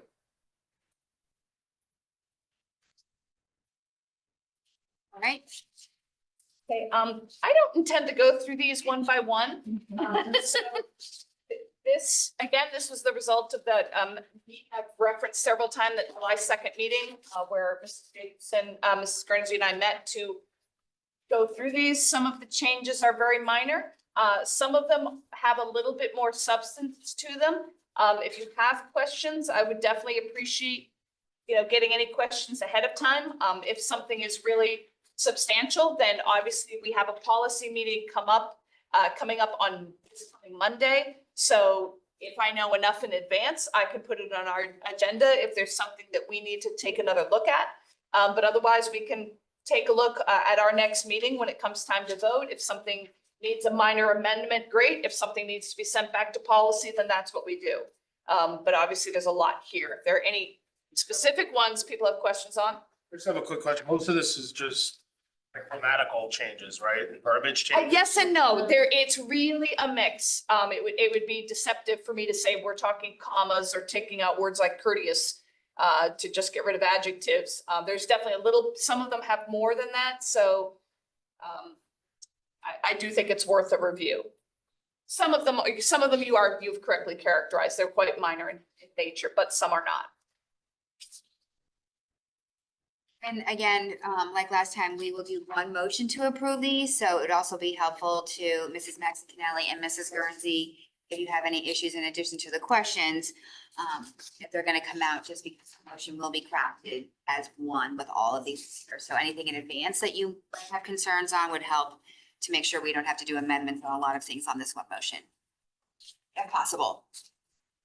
Just a very brief question, not directly related to this, but last meeting, there was an issue where one of the policies that we wanted to delete doubled. Has the policy committee decided which one you want to keep and which one you want to delete? And is that going to be a separate motion?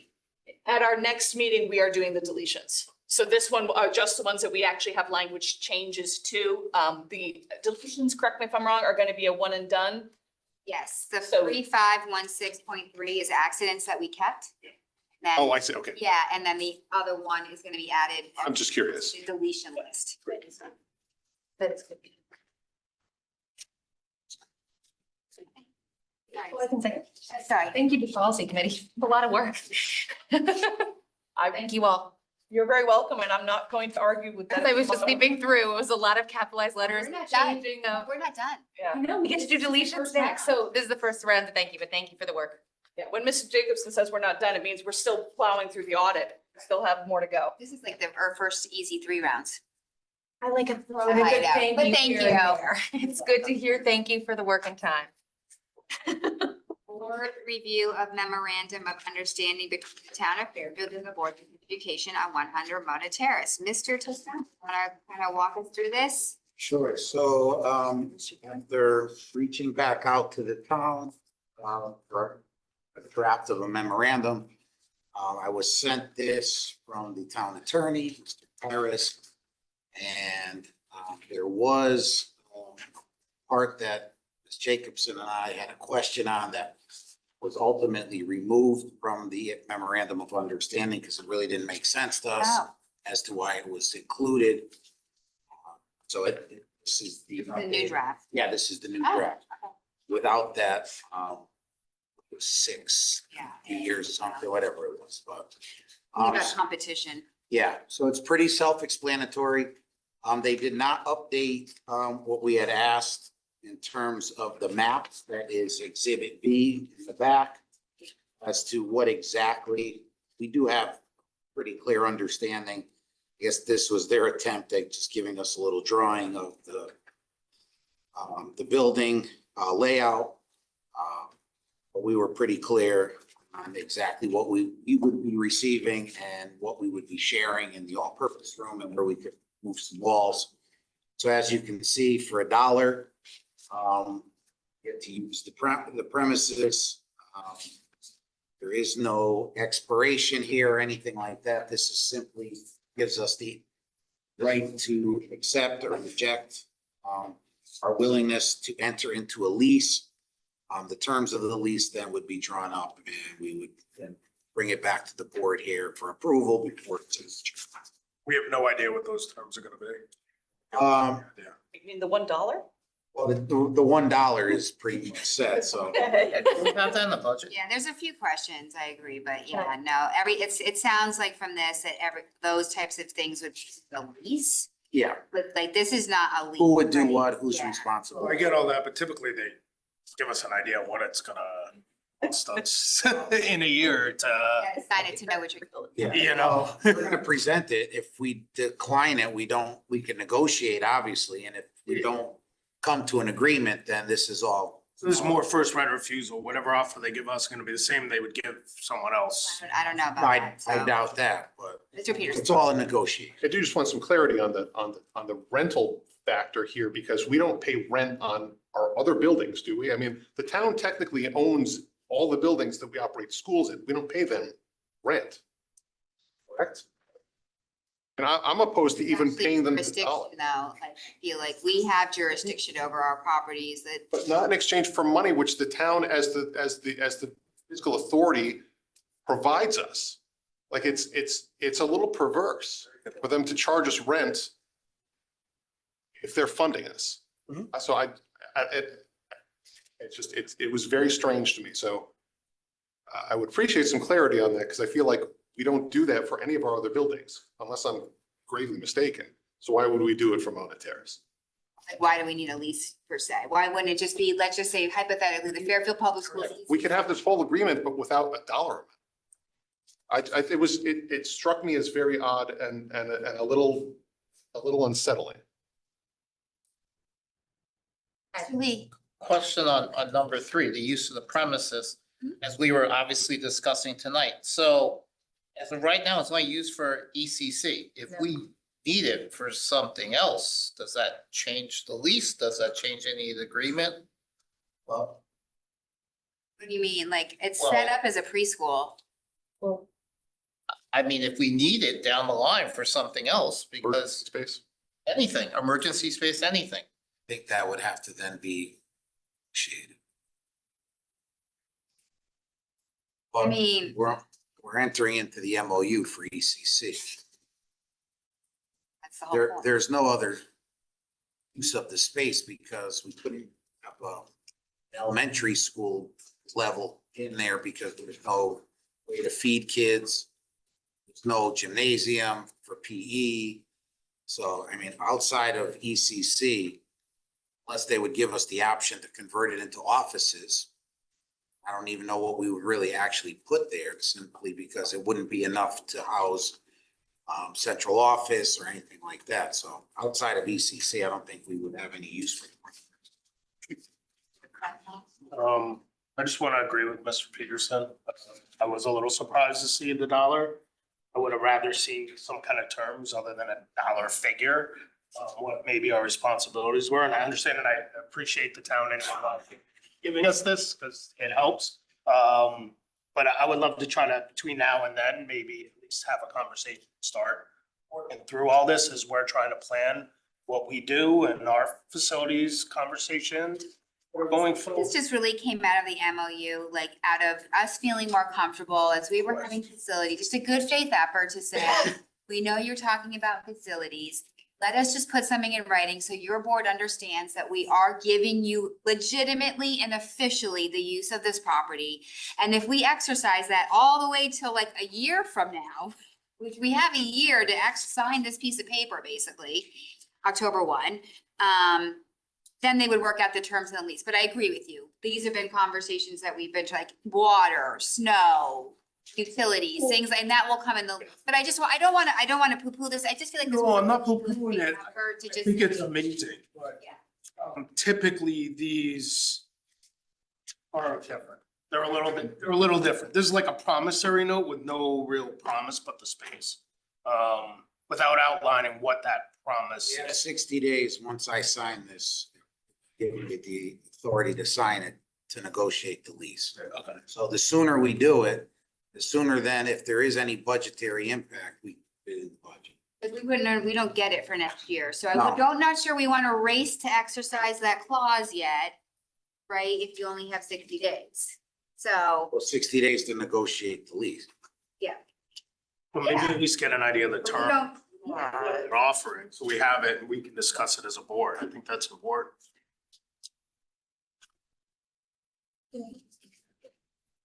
Yeah, I mean, that 60-day piece is probably a little bit complicated because if we don't have to sign it till October, that's literally a year from now.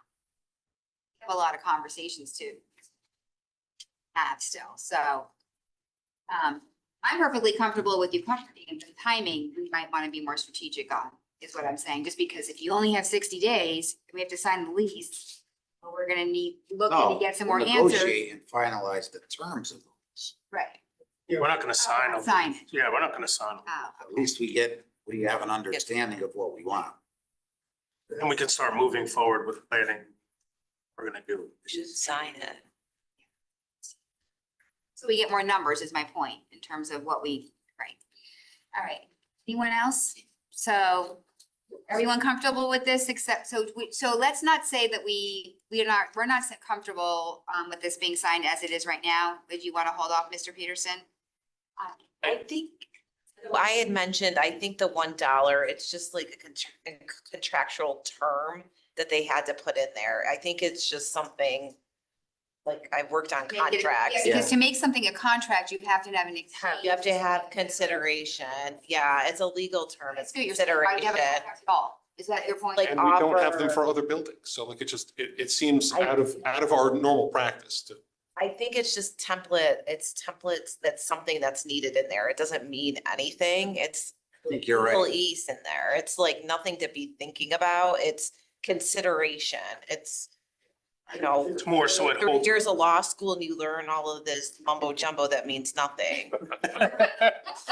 And just to be specific, Right. In my previous district, we acquired use of a property from the University of Bridgeport for 99 years for $1.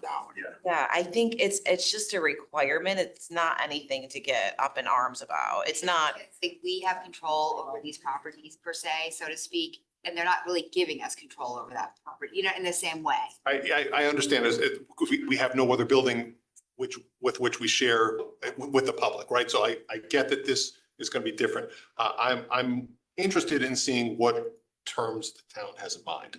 So I'm actually very interested in this document because this is different than anything we've We'll ever. have Mr. Tiffany sign it so we can start seeing what the. Behind the curtain. Yeah. So the map, I don't think we published the map because we don't do that just for the public. But going, before we do anything, I would want the pieces to actually be colored. That's what we asked for. So that we are very clear on the delineation of what that space is. I think we all have a general understanding, but like when you're we would want to have all of these rooms, either like a highlighter or something, so that we're clear on what is and what isn't included. I think That's a that clarification that I have. we should have it all spelled out in the lease. What's included in terms of space and what's included in responsible for maintenance. Hey, everyone good? All right, thank you.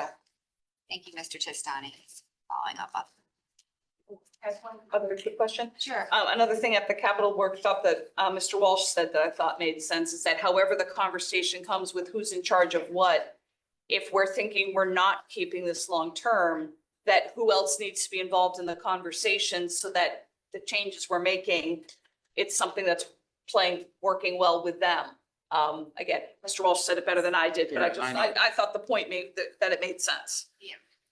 I think outside of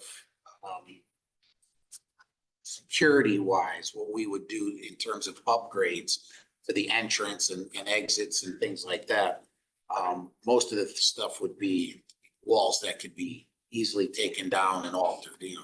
Well, we also heard about plumbing when we went to visit it. I mean, there was a lot more involved. That central line. That was mainly due to people flushing things that they shouldn't be flushing.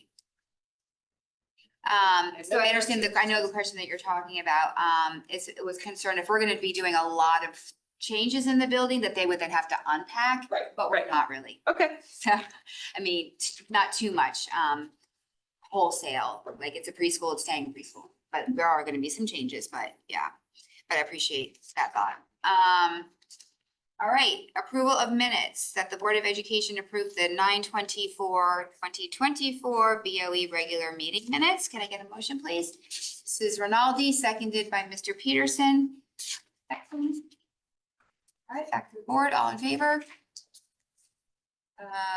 Mrs. Rinaldi, Mrs. Peterson, Mrs. Jacobson, Mrs. Guernsey, Mrs. Flynn, Mr. Lee, Mr. Krasnoff, opposed, abstention, Mrs. Maxinelli, motion passes 7-0-1. Thank you.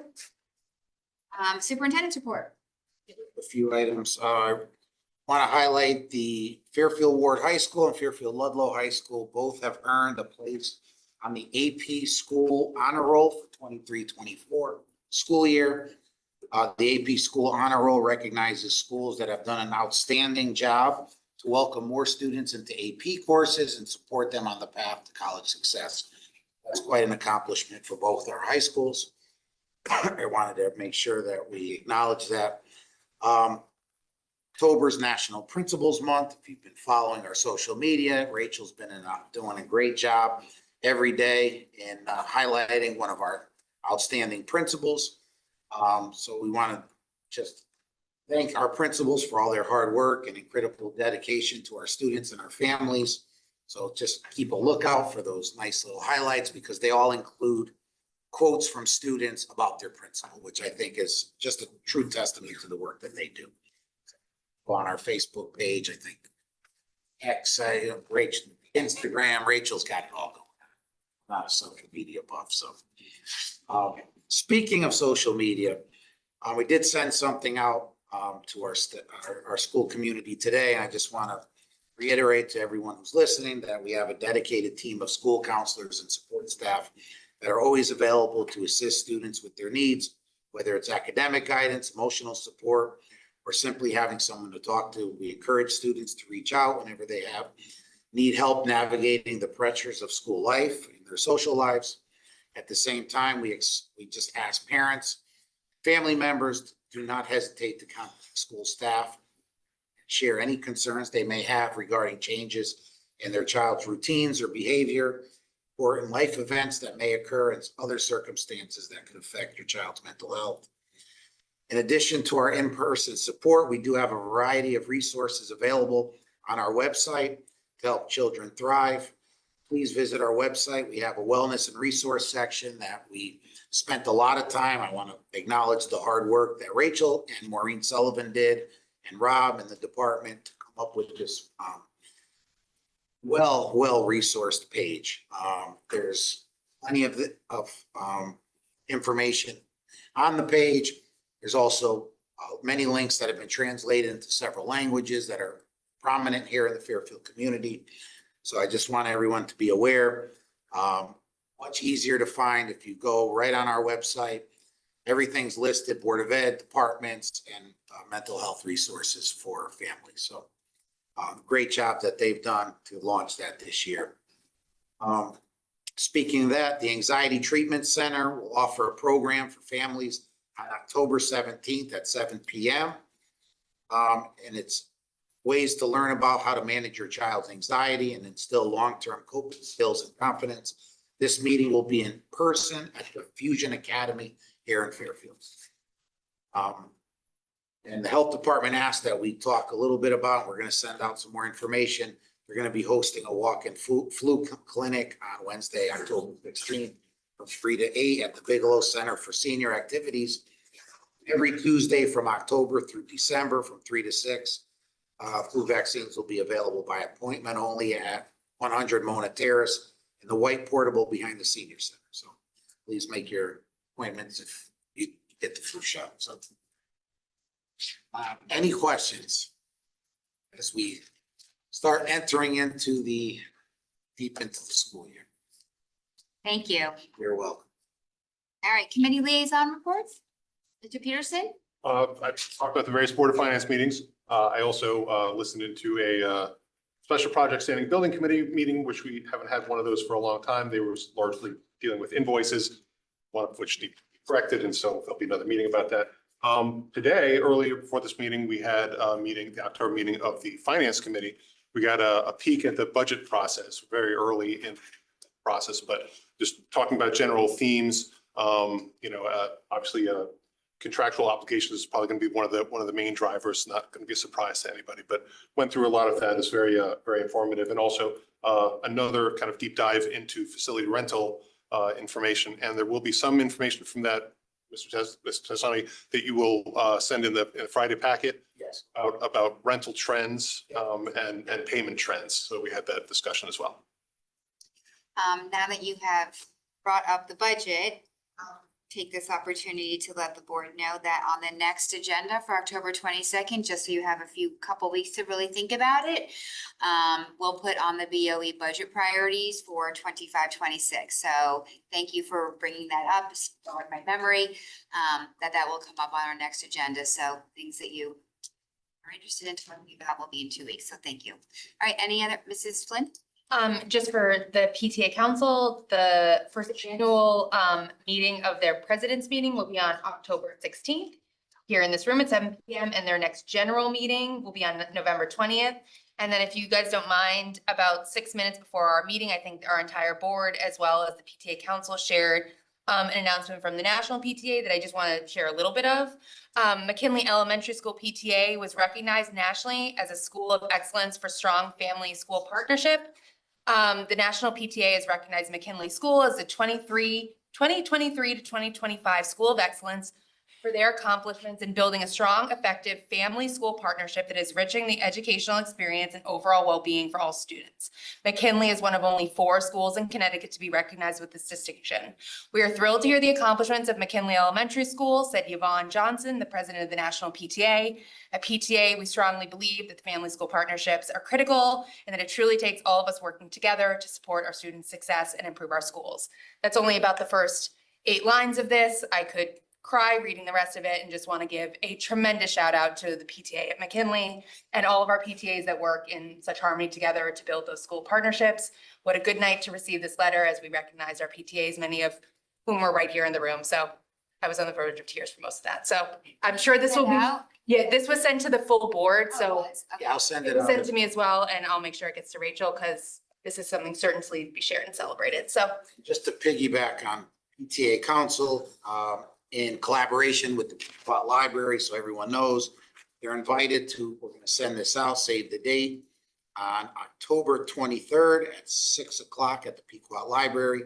There's gonna be a screening of Screenagers, elementary school edition, followed by a conversation with yours truly.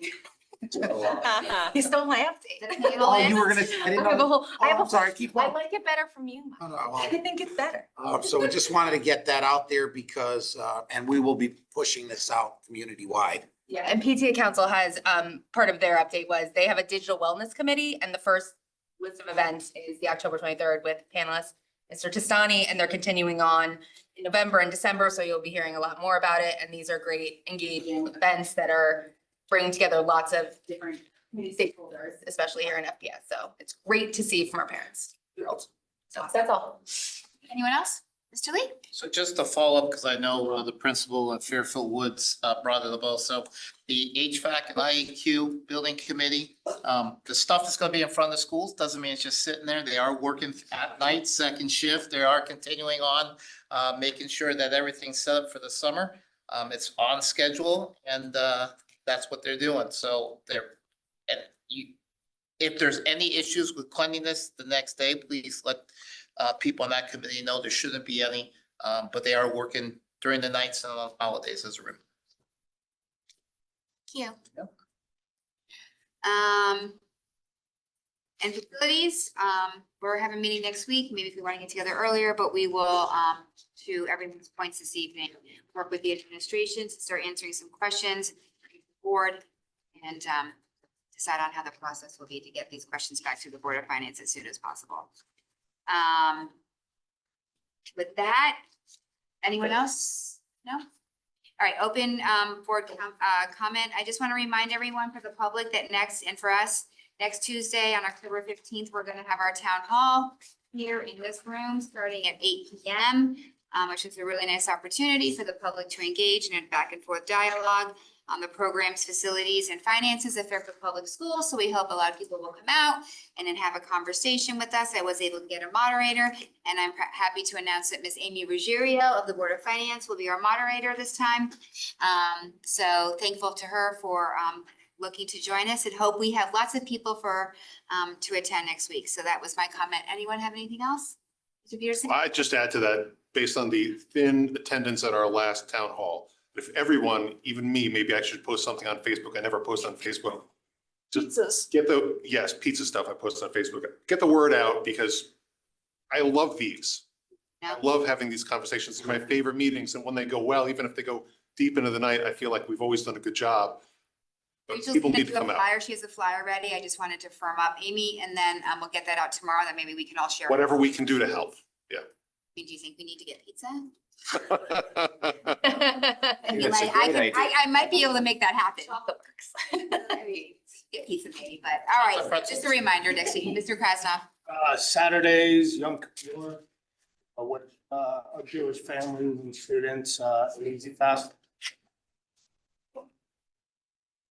Mr. Krasnoff. Anyone else? All right, any public comment? No? All right. Motion to adjourn, please. Mr. Peterson, seconded by Mr. Lee. All in favor? Motion passes unanimously. Thank you, everyone. Good night.